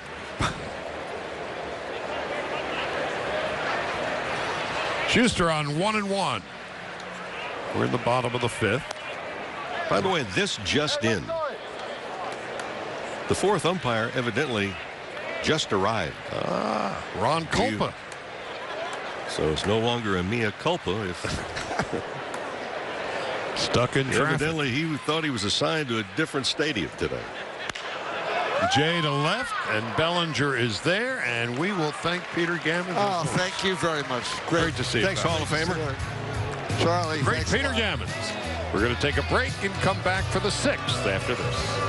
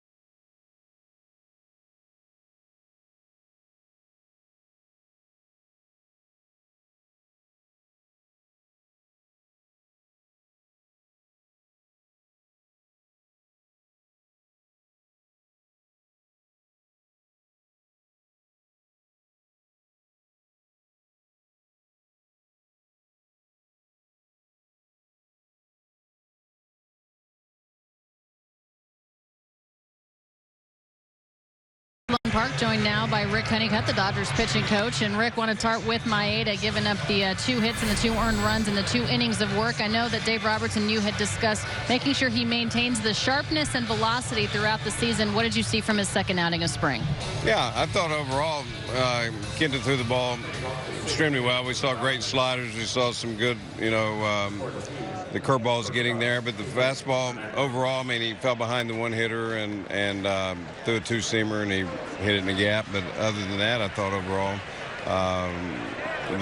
looked comfortable and threw the ball pretty well. Yesterday was the first split squad of the year for the Dodgers. You and Dave Roberts went over to see Brandon McCarthy pitch. Obviously, an important start for him. What did you see in that outing? Yeah, I mean, early in camp, it's more about the guys kind of getting their feet underneath them. The first time they're facing hitters, obviously, for Brandon, he's been working extremely hard. I really thought that overall his command was, pretty good. He probably later in the season probably wouldn't have tried to throw a backdoor sinker to Goldschmidt, but at the same time, I was just pleased that he got back out there, felt good. I thought the command, the velocity was, really good for this time of the year. So the pieces are coming back together. You mentioned the pieces coming back together. What about the pieces in the back end of the Dodgers rotation? That 4th and 5th spot still seemed to be a question mark, at least on the outside. 3 weeks into camp, how much closer are you guys to making those decisions? Yeah, I mean, we've still got a long ways to go with the guys getting built up and seeing where everybody's at. Again, I think, the game of baseball is about competition, and there's going to be some, competing going on. So definitely have some options. Now we just got to get the guys, starting to get stretched out a little bit more the next time out and each time. So it's going to be, that's kind of when you start making those decisions, when they start getting stretched out a little more. Overall, what have you seen from Clayton this year? He seems to be healthy. Yeah, I mean, he's Clayton. I mean, he feels good, and you see him just going out and, attacking the way that he always does and takes that presence out to the mound with him. So right now, everything's good to go. It's good to hear. Thanks, Rick. All right. All right, guys. Solana, and thank you, Honey. Clayton Kershaw threw a bullpen today, and it was fascinating. Whatever he does, he attracts a crowd, and everybody was looking on and looking real close. Now here's Andrew Toles after the Hernandez single to left as we begin the 6th inning.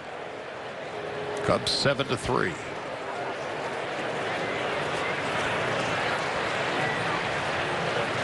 Let's hear from Peter Gammons, who has already been down in Florida, now in Arizona, looking at the various teams.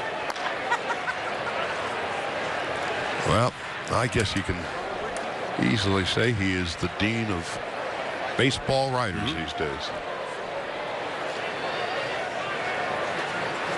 Once upon a time, a long time ago, long before his days at ESPN with the Boston Globe, his Sunday column, which was the entire page of the sports section, it was encyclopedia-like. It was absolutely must read, and when Peter talks, it's wise that we listen.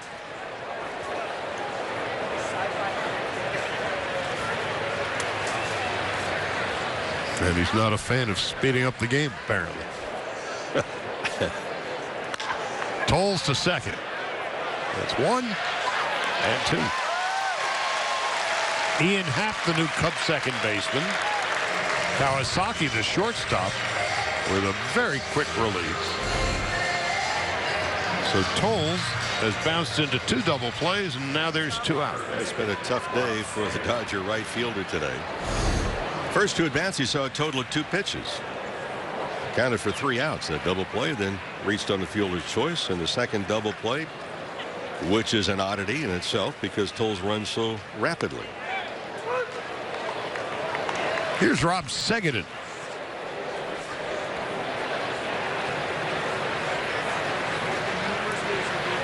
Who was 0 for 2, and Segedin's going to be leaving tomorrow for the World Baseball Classic. He'll be playing for Team Italy. I imagine there's some Italian blood in there somewhere, or he once had pizza. 2 slices. Some of the players that play for the teams, I mean, you have to go way back into the family tree. Ancestry.com is a bonanza. That's Jacob Henneman coming up short, and Seguin with his 6th hit of the spring. Well, he just goes with a pitch. You can see, boy, they trying to go the ball upstairs. Work it high in the letters. They did not get it. A futile dive by Henneman. You know, Seguin's home run that he has this spring, it was not a cheapie at all. I mean, it was downtown and way beyond the bridge. And Seguin has altered his mechanics at the plate. And has paid off in the early part of spring. Now Charlie Culberson taking a strike from Pedro Strop in his 2nd inning of relief. Strop coming back last year had a tough fall.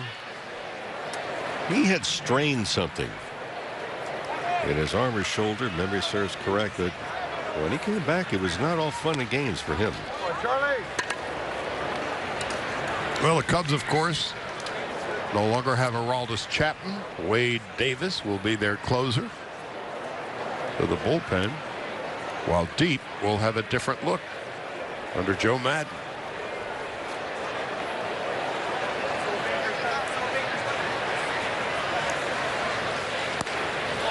Culberson lays off the breaking ball.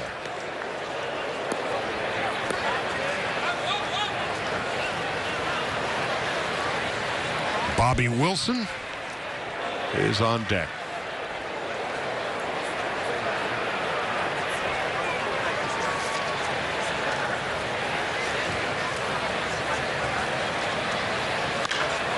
And Culberson swats it foul. So Charlie Culberson with 1 swing became a Dodger folk hero.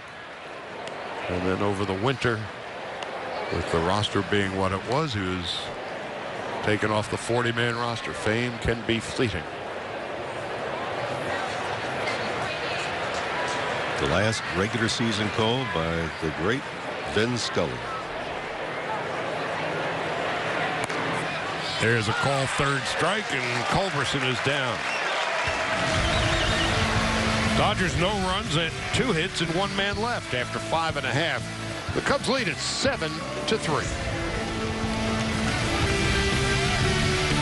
I want.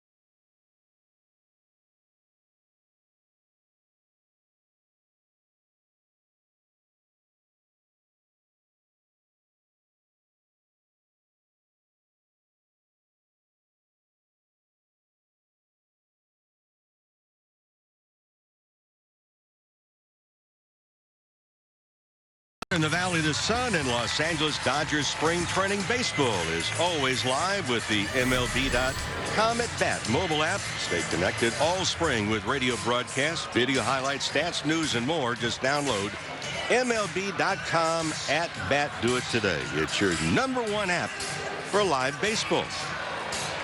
And the Dodgers have made some changes as Chase Utley exits stage left. The pitcher for the Dodgers is Madison Youngener. 39 appearances, 14 saves at the Double-A level with Atlanta. For opponents, hit just .219. So Patrick Schuster comes in and gets the job done, retiring the Cubs in order. So Schuster has been interesting in the early going. Dodgers also now have Okoye Dixon in left field, and Cody Bellinger, who came in to play left, moves to right. And this is Jeimer Candelario. First pitch, bangs a base hit into center field.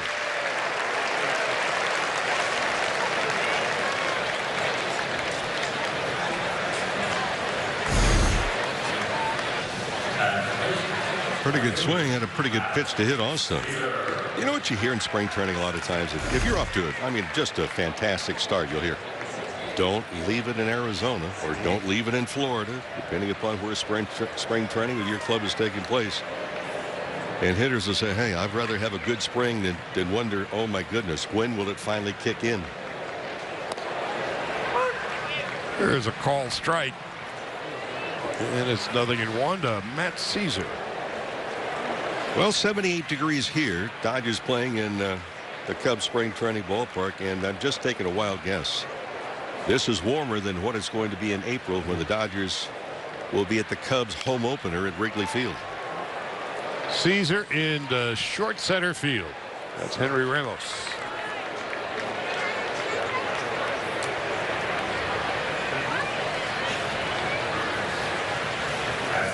Youngener. This is his second outing of the spring.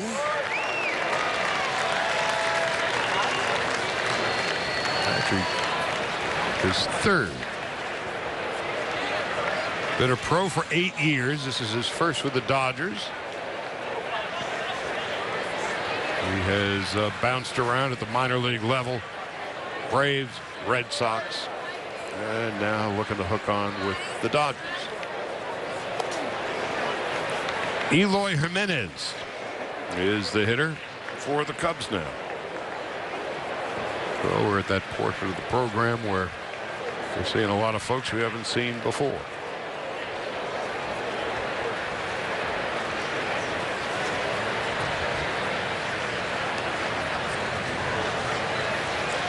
A grand slam home run for Chris Bryant back in the 4th inning. Kike Hernandez taking charge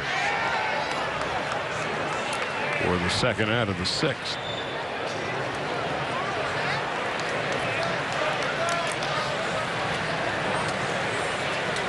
And now Jacob Henneman.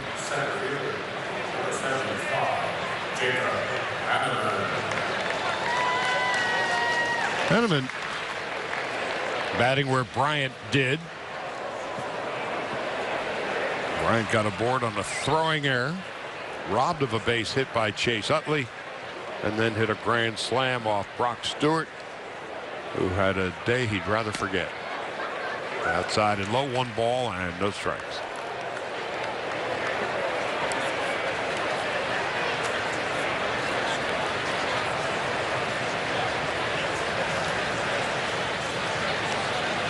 So Monday, April the 3rd, the Padres at Dodger Stadium, and the 162-game season will get underway.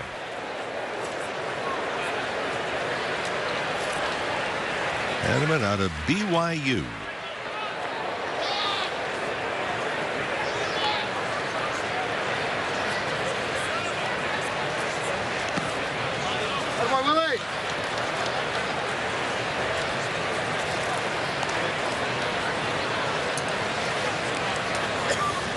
Story about Henneman. He delayed his college. He went 2 years on a 2-year mission with his church. Put the education, put baseball to the side.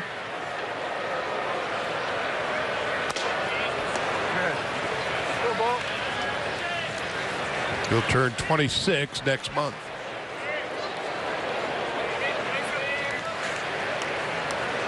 Born in Hawaii.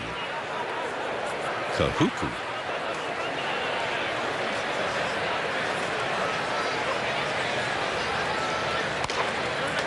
Stares and just catches the corner.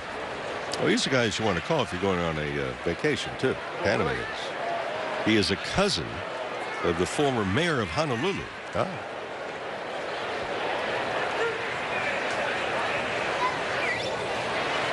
But he lives in Utah now. Mm-hmm. And he was an Eagle Scout for him. Big's one of us. Runner goes on the full count. 2 out. Henneman works out the walk.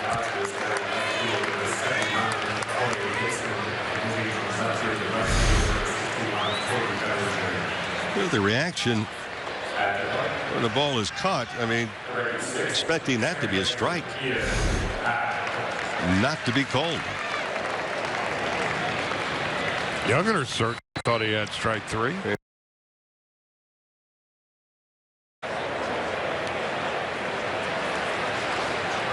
As you were progressing through your big league career, and it's early in spring, was there anything Youngner misses way outside high 1 ball, no strikes? When things were going well, did it portend anything down the road? Or when things were not going well, or you just go about your business? Well, if you're trying to make the team, you go panic mode every day. If you know you have a position, you can allow yourself a little bit more of a luxury to say, I just need to work on some things, not go outside of the envelope. It's patience, it's timing, but then there are times too, Charlie, that you know for a fact you're having a bad spring. Now the question is going to be, if you've gone through it before, you understand, hey, I can afford myself the opportunity to be a little bit more patient. If it's the first time you've ever had a spring and things aren't going well, it eats at you. Ian Happ is the hitter, and Youngner, who thought he had a 3rd strike to get out of the inning, now falls behind 3-0. Players don't want to talk about it, and they say, oh, okay, it's a relaxed atmosphere in spring training, especially the first 2 weeks. But then it gets revved up more and more as you go along. So a 4-pitch walk to Ian Happ. And that will load the bases. I wonder if part of this walk was not as a result of what was called ball 4 on Hanneman. As the coaching staff is looking on, I mean, you think you've made the pitch. Your catcher believes that you have made the pitch. The catcher holds and frames the catch for a long, long time. You don't get the call. So now the base is loaded. And Schwarber.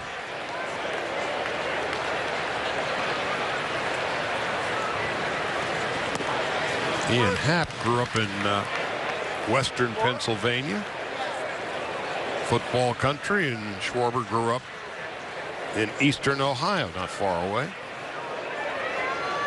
Well, I like that pitch right there, too. Comes back after walking back-to-back guys, came back with a breaking ball, and you know for a fact Schwarber was not looking for anything other than a heater. Now it's a ball and a strike. And that breaking ball was just overthrown. Try to throw it too hard, get it to the home plate area too quickly.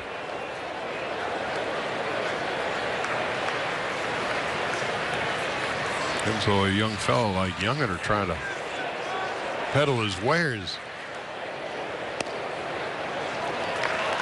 Can't blame him if the heart's beating a little faster and the breathing's becoming a bit more difficult. Well, when you come on and you're looking for opportunities, Kenny Howell, who was active with the Dodgers as a coach, to get some of these young players, hey, were there 1 or 2 hitters in your league that you had trouble with? Invariably they say yes. He said, well, they're both here.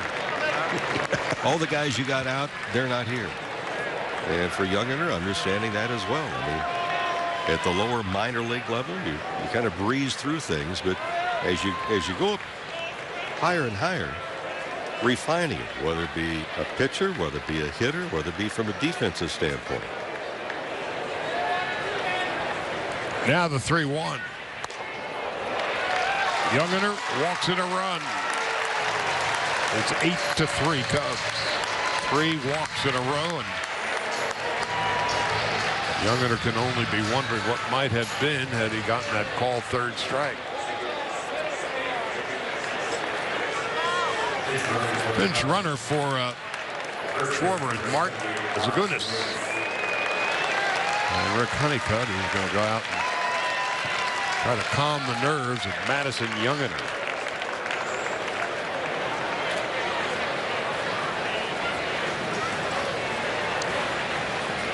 A leadoff single for Candelario, and then a couple of routine outs, followed by 3 consecutive walks. And that is Michael Johnson, we just saw.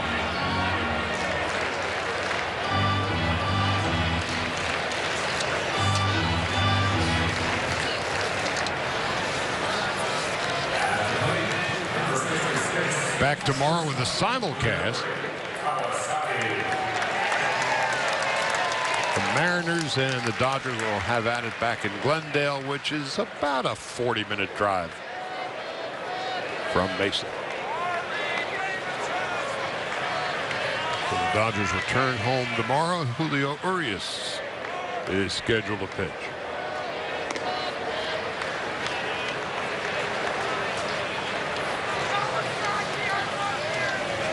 So now Youngiter is flailing out there. No, now he's just trying to force it. It's not working. He had that one good curveball, the first pitch to Schwarber. To first base, second into Youngiter, and finally the inning is over. 3 walks, a hit, and 3 left. It's 8-3 Cubs.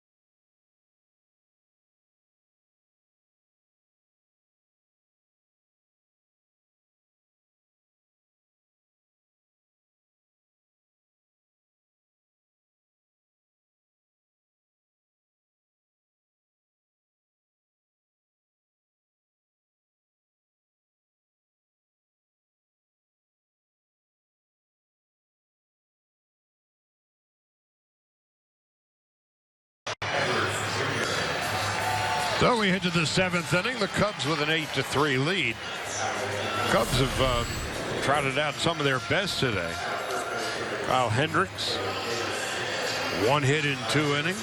Brett Anderson got scuffed up a bit in his first appearance against the Dodgers in the Cub uniform. Then Stroke, Rondon, and now the lanky but hard-throwing Carl Edwards Jr., who was murder on the Dodgers last year. Well, he can throw hard, get ready, and a tall, thin drink of water. And Bobby Wilson is leading it off against Edwards. And this is the top half of the 7th inning.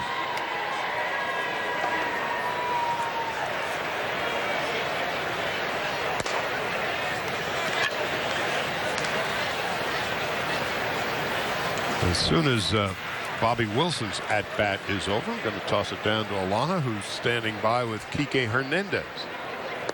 as Wilson fooled on the off-speed breaking ball, something you don't expect to see out of Edwards Jr. Yeah, that's why you get fooled on it very rapidly, because you stand to the side and say, hey, he's got very good velocity. Has some giddy up on that fastball, and then he gets the breaking ball over. He throws that, he's going to be even more difficult. Another breaking ball, and Wilson is done. And just to finish it off, the toss to first. Kike Hernandez started at shortstop today, hit cleanup, and now he's standing by with Alana. Yeah, and he picked up his second and third hit of spring. Kike, a lot of guys saying that it's a big spring for you. Would you agree with that assessment? How are you focusing on this one? I mean, I know what's at stake, and I'm not doing anything differently. I'm just working hard to get my swing back to where it was 2 years ago, and yeah, just a lot of hard work. What is at stake for you in your mind? I mean, whether or not I make the opening day roster. We're working with the hitting coaches on getting my fixing my swing path again and correcting my posture. And last 2 games, it's paid off. I've had some good at-bats, made some solid contact, and yeah, I just want to start feeling good and stay there and be more consistent. So many of you guys have talked about cleaning up that swing path. You, Jock Peterson, Rob Segedin. How difficult has it been to do that and kind of transition what you're trying to change mechanically into a game type of situation? I mean, I would say the hardest thing is taking something new into the game. Sometimes it's hard because you want to get results, you want to see results right away, but and when you're trying something new at the big league level, it's not that easy. But so far, I feel good doing what I'm doing, and hopefully it keeps working. You are not as animated this year as I've seen you in years past. Your demeanor is a little bit different. Is that an absolute focused approach or just a conscious effort on your part? Yeah, I mean, I got a haircut. I grew up. I'm a little bit more mature, so I'm a little more serious this year. That's the Kike I know. So you're still joking around. WBC coming up. You're playing for Team Puerto Rico. Just your thought about being able to participate in that and represent your country. It's an honor. I know what's at stake here in spring training, and I decided to go to WBC just because I don't know where I'm going to be in 4 years. And I mean, I've always wanted to represent my country. And, we don't have baseball in the Olympics, so we have the WBC. And, for me, it's truly an honor to be able to wear that Puerto Rico jersey and share the field with what are the best Puerto Rican baseball players right now. So, I mean, it might be a once-in-a-lifetime opportunity. I don't know if I'm going to get the chance to play again in 4 years. So, I wanted to experience that, and I wanted to be a part of it. You were playing all 9 innings today, so I'll let you get back to the game. Thank you, Kike. Thank you. All right, guys. And thank you, Alana. Thank you, Kike. We're in the 7th inning, and Carl Edwards Jr. has struck out Wilson and Holt. Yeah, Edwards had almost a 38% strikeout ratio, the batters that he faced. Last year, pitched only 36 innings, but boy, a very impressive 36 innings last year. Cody Bellinger's first at-bat is low. He's batting where Andre Ethier hit today. Ethier, a walk, a hit, run scored, and a bounce out. But most importantly, he was scampering like the old Andre Ethier. There is a breaking ball. Well, Edwards, at least based on today with that breaking ball, becomes doubly tough. Good pitch. Keeps hitters off balance for Bellinger. He's really kind of fun to watch because he has a very solid base to begin with. So Edwards Jr. strikes out the side. Wilson, Holt, Bellinger all done. And we're at the 7th inning stretch. And the Cubs with a hefty 8-3 lead.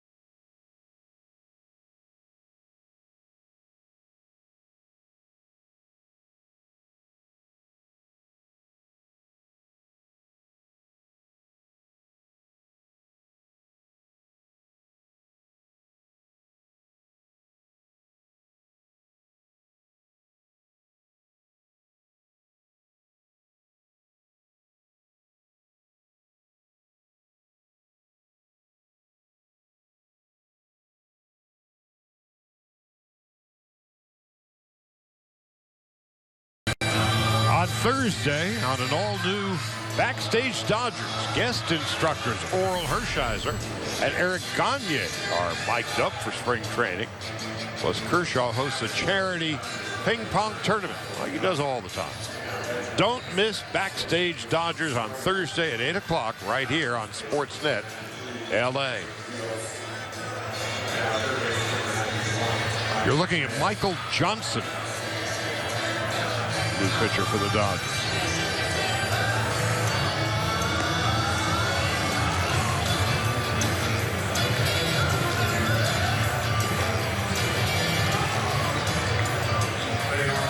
You know, talking about Oral and Eric Gagne. Well, Gagne is doing more than just coaching. He's been a very interesting story. How it will play out over the next few weeks, who knows? But apparently he's got some velocity still at the ripe old age of 41. Yeah, 91 is the number that we heard, but more importantly than just velocity. And Gagne, again, during his career, and stellar certainly with the Dodgers, it was not the fastball. It was his bread and butter. It set up that Bugs Bunny changeup.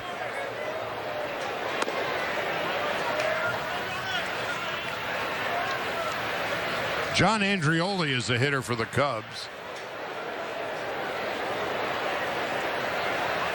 And Mike Ahmed is at third base. So Culberson's day is done. And in the case of Gagne, he last pitched in the big league 7 years ago.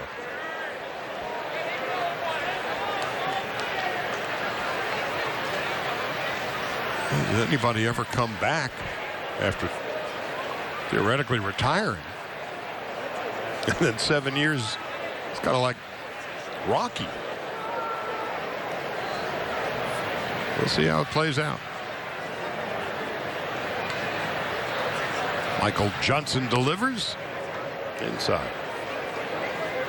Cubs with an 8-3 lead.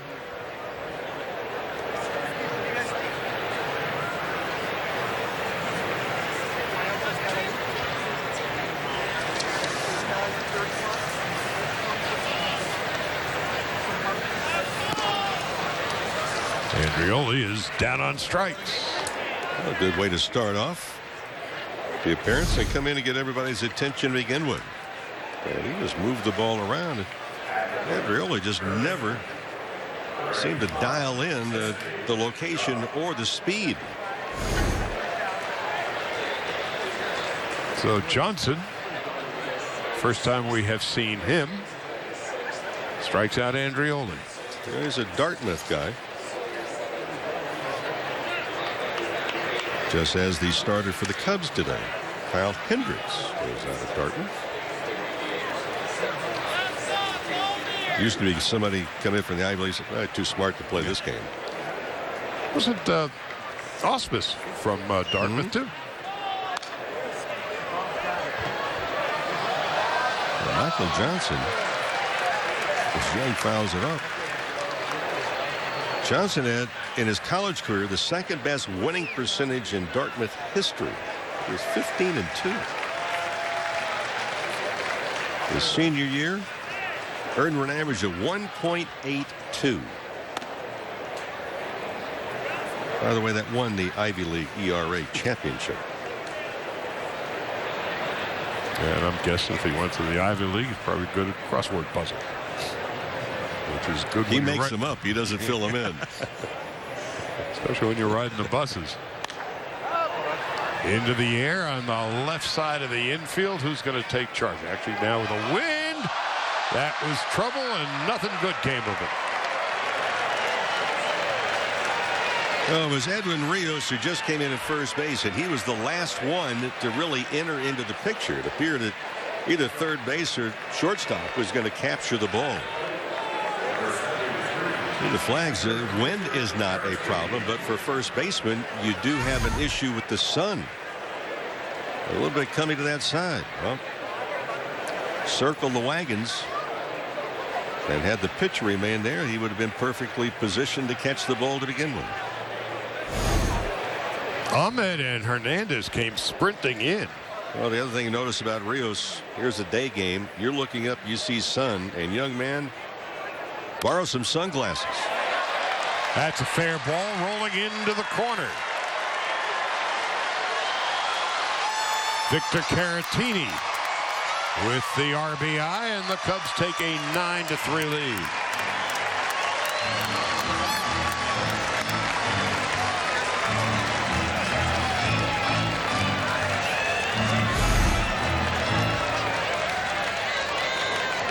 Fastball and turns on it pretty well. So instead of having 2 outs with a runner at second base, you just have the 1 out. The run comes across. But again, for Rios, he enters into first base, and you just got to check things out a little bit better. Joe Maddon's wearing sunglasses in the third base Cubs dugout. He's not even in the sunshine. He's in the shadows. Yeah. But he's looking cool. Well, there's never been any question about that. Exactly.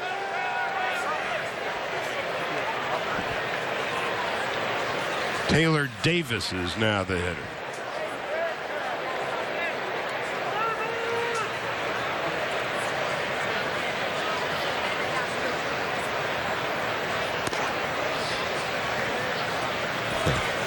This reminded me with Rios not wearing the sunglasses. The first year with Chicago, Leo DeRocher was the manager for the first half of the season.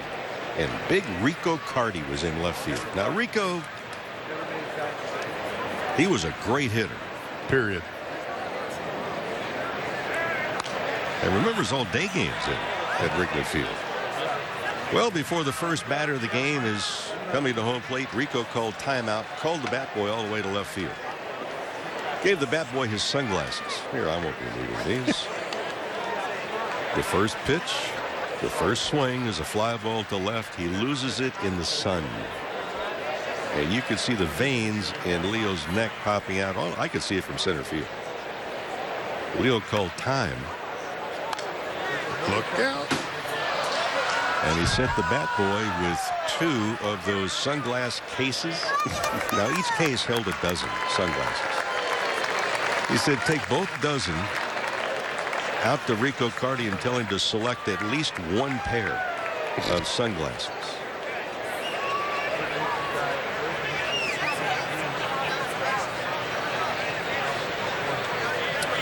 Rico put them on.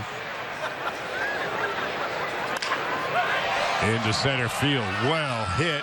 Ramos going back, and he'll make the catch. Tagging and going to third is Candelaria.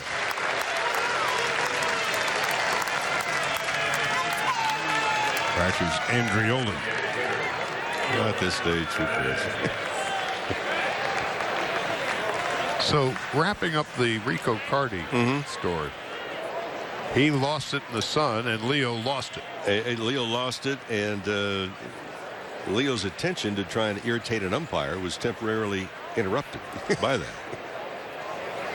He had great disdain for the men in blue. This is Eloy Jimenez batting.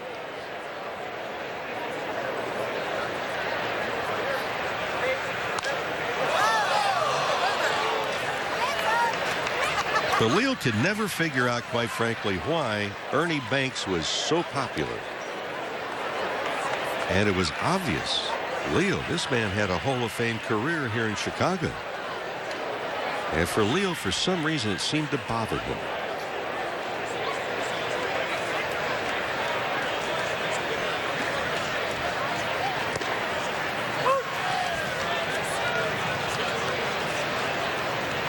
No balls and 2 strikes to Eloy Jimenez. And then there was Joe Pepitone on that team. And Joe may have been the first player to bring in a hairdryer into the locker room. And that drove Leo nuts.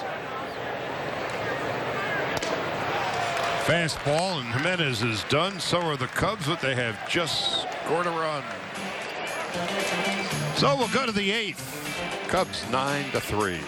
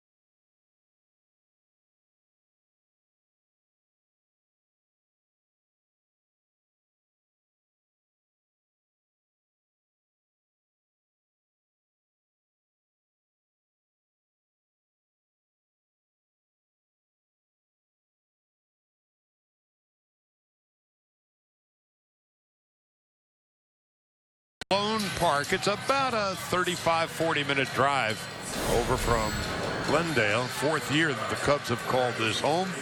39 years the Cubs have been playing in Mesa. And they're eating the good stuff. How come the good stuff is always bad stuff? It's all interpretation. And look at that banner. Only took 108 years to get there, but and the Cubs are. Yeah, you've got the Cubs and the Dodgers, two of the preeminent franchises in baseball. New pitcher for the Cubs, Seth Frankoff. And last year, the championship series was just great baseball, great theater. And the Cubs, of course, would come from behind and beat the Giants, come from behind, beat the Dodgers, come from behind, and beat the Indians. And so this is the Cub year, and this is Henry Ramos.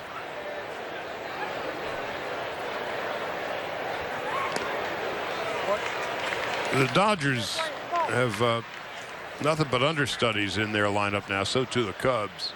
Dodgers have Dixon, Ramos, and Bellinger in the outfield. Ahmed, Kike Hernandez, Jose Miguel Hernandez, and Edwin Rios. And the Cub.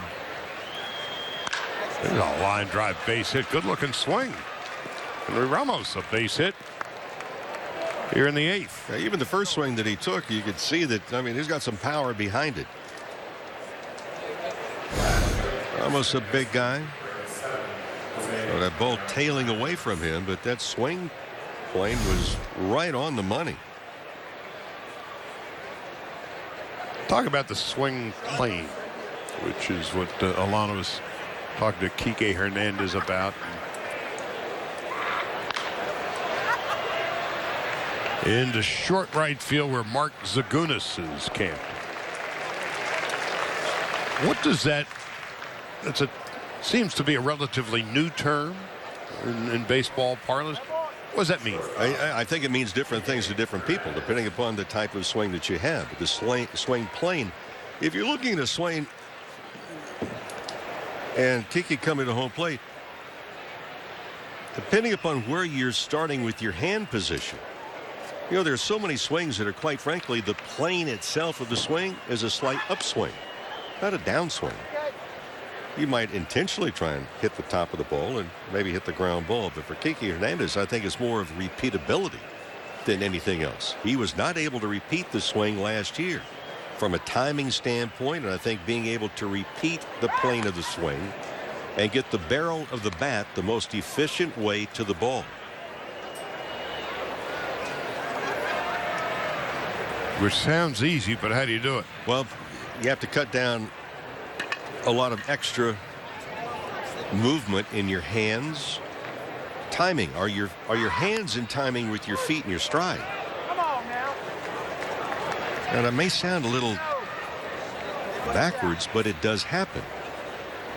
And if you're not seeing the ball, and most hitters that are in a slump, whether it be for a series, whether it be for a week, whether it be a month, or it could be all year. Most of the hitters will say, I'm not really picking the ball up particularly well. Well, if you're not seeing the ball well to begin with, I don't care if you have the greatest swing in the world, it's not going to be that efficient. But trying to combine all of those and put it in a very nicely tied package is difficult to hold on to for the entirety of the season.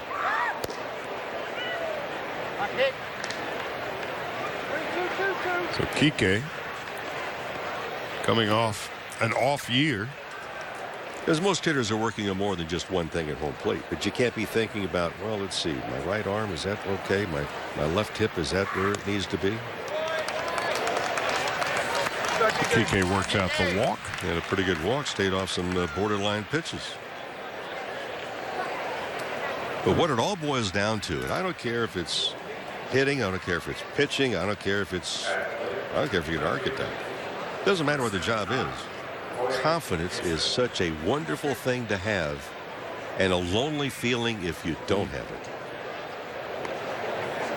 And it can come and go in a heartbeat.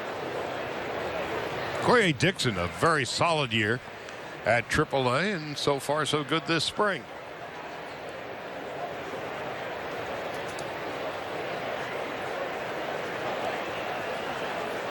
When he makes contact, he can lose him.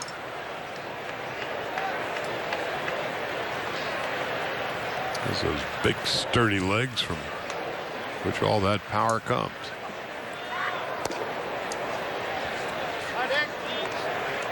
Dixon has a tendency at times to just pull off the ball ever so slightly.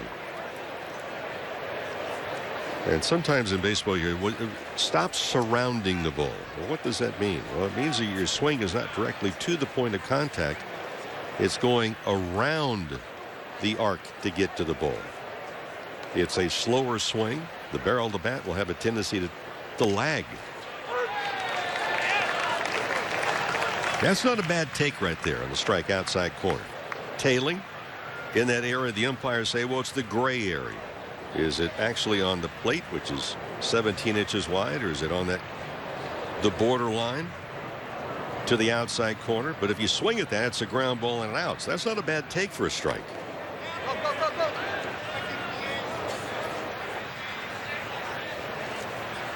Apparently did not go around. That's young Ramon De Jesus at the first base umpire. Corey Dixon's from San Francisco. Hitter has to believe that he owns the strike zone. The pitcher thinks he owns it, and all the while the guy behind home plate in that dark blue or black suit, the umpire, he knows he owns it.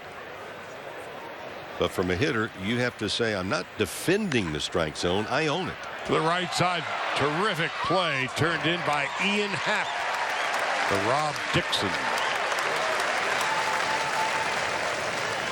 Terrific play, and that ball just scooted off the bat in a hurry. Happ's able to get it, and for Dixon, not a bad job. Inside out, that pitch low and away. What a play indeed. So now with 2 out.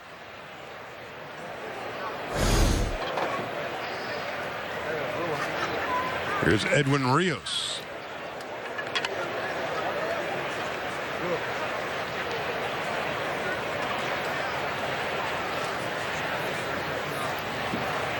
Took over at first base for Rob Segedin. Rios out of Puerto Rico and signed out of Florida International University. And a good changeup. Rios also, if you start to look at the young players from this Dodger organization standpoint, it was Rios who was the minor league player of the year last year. And back-to-back dandy changeups there. Of course, Bellinger is right on the cusp. Alex Verdugo getting closer. Bellinger and Verdugo have swings you look at and just marvel at. Rios down on strikes. No runs, a hit, 2 men left. We'll go to the bottom of the 8th. Cubs 9-3.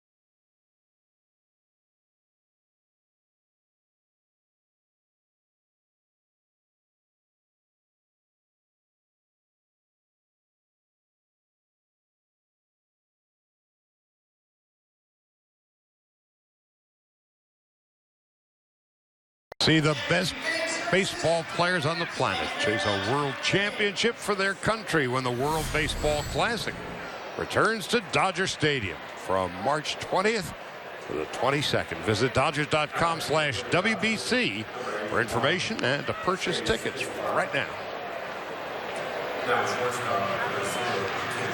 New pitcher for the Dodgers is Shea Spitzbarth.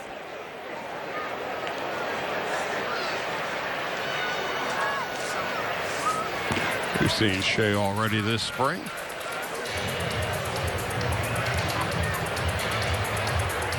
Two games, 2 innings. He's given up nothing. And the Dodgers have a new shortstop out there, Tim LeCastro.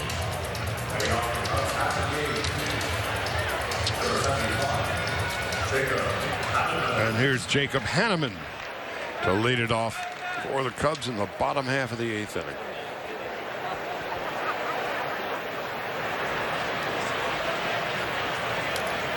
We saw Spitzbarth last Sunday over in Maryville. Worked the 9th inning. Flawless. 1-2-3 at a strikeout on top of it.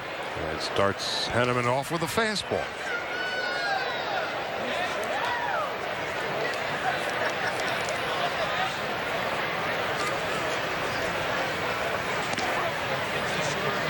You're seeing a lot of young Dodgers and hopefully young Dodgers of the future. Now Spitzbarth delivers inside.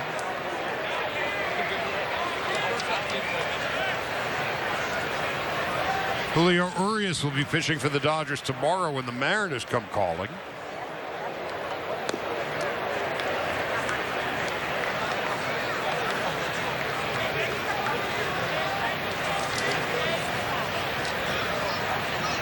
And then, of course, it's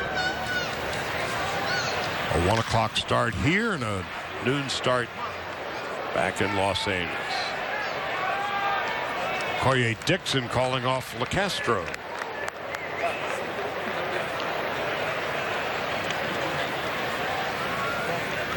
That's the first out of the 8th inning. And Ian Happ coming up. Happ has walked. He's also made an outstanding defensive play. Koye Dixon making the play, and that's the first out of the bottom of the 8th. There's a good-looking breaking ball from Spitzbarth. Yeah, Spitzbarth made 3 different stops last year: Ogden, Great Lakes, and then Oklahoma City. He's just 22. Another breaking ball, foul back. Well, that's good confidence when you're going to go and double up on that breaking ball, and comes right over the top with it.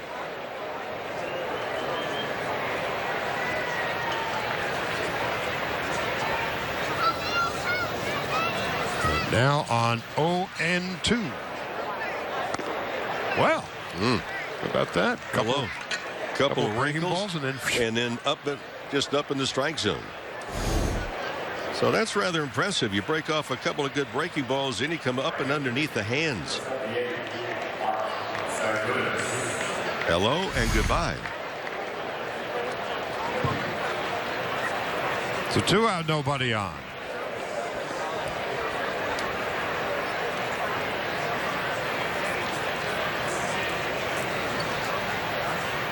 That's what's great about spring. Suddenly see somebody you've never seen before, and in some cases never heard before, and then all of a sudden, hello.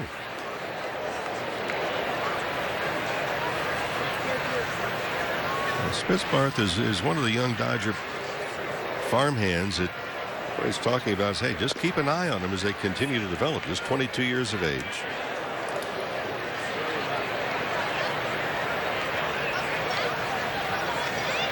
But he throws rather effortlessly as far as outside looking in. Ooh, wow, right over the top of the breaking ball again.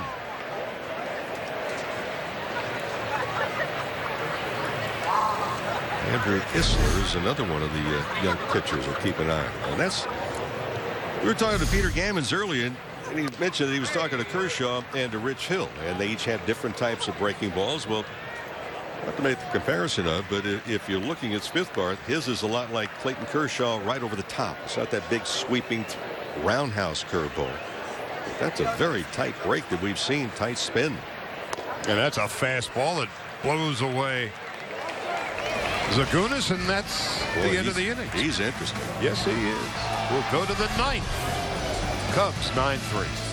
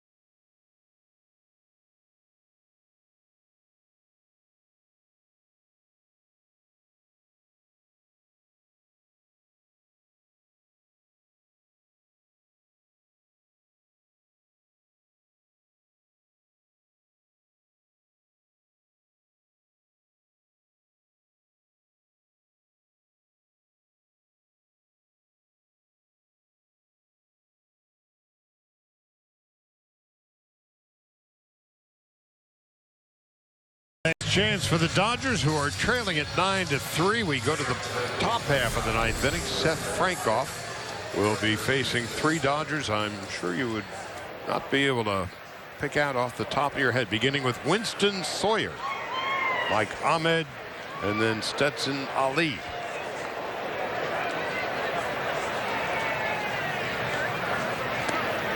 Frankoff misses outside. 1 ball and no strikes. Dodgers threatened against Frankoff in the 8th inning. And a chopper to third. That's Chesney Young. And that's that for Winston Sawyer.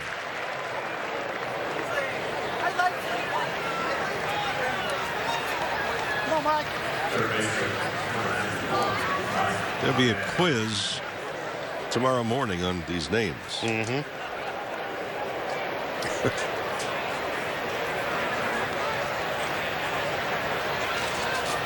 We say it all the time in spring training. It's really not whether you win or lose, it's how you play the game. And there's a liner right into the glove of Chesney Young, and the Dodgers are now down to their final out. There's Mike Ahmed lines out. Your overall assessment of what we saw today? Well, I think there's a lot of different things. First of all, for Kenta Maeda, you worked the 2 innings, and it's been from building up the stamina. And I think that's exactly what the coaching staff saw from him today. You have to take it in a little bit of steps. But for Kenta Maeda, this is the 2nd year that he's been under the new rules, if you will. 162 games. You're not pitching just 1 week, 1 game a week. And for Kenta to pick that up, and then we've seen a couple of other guys swing the bat very well. Another good afternoon by Andre Ethier, who's done everything. He's swung the bat very well. He's running the bases very well. Chase Utley knocked in a couple of runs. I think from time to time, you look at little things that people are trying, including an attempted bunt by Jock Peterson, who said, hey, look, I'm trying to hurry things up too much in attempting to bunt, something he's going to work on, and he's learning about bunting better. John Andrioli running out of room. I think that's a big thing for John. If he can just show bunt, all he has to do is show bunt. If he shows it once a month, it's going to be on scouting report. It is going to help him avoid slumps. It's going to help him maneuver and get infielders playing in a little bit tighter at times.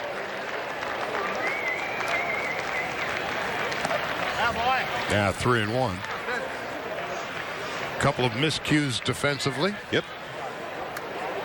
There was one good relay. There was one that was not so good. So those are the little things that coaches take notes and they figure out, okay, what are we going to work on the next few days in camp?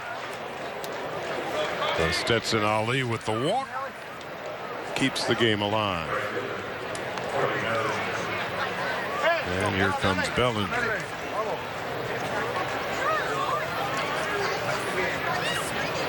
And Shea Spitzbarth with a very impressive 8th inning. Yeah, we haven't seen him since last Sunday. You and I have not seen him. But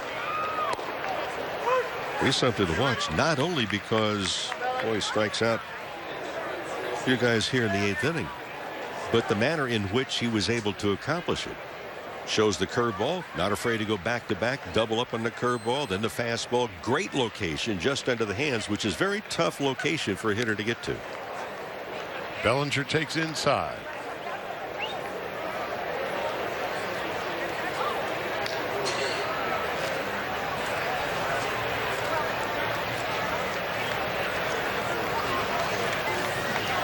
Dodgers and the Mariners tomorrow. Noon Los Angeles time, 1 o'clock here. And Julio Urias will make the start. Now the question is, speaking of starting and Urias, where will he start this year? And at what pace will they bring the youngster along? Yeah. Where will he start and when will he start? There's some speculation he may stay back at Camelback Ranch, Glendale, extended spring training. Trying to save innings, trying to save, well, the arm of the young left-hander. Or nurture it along the way.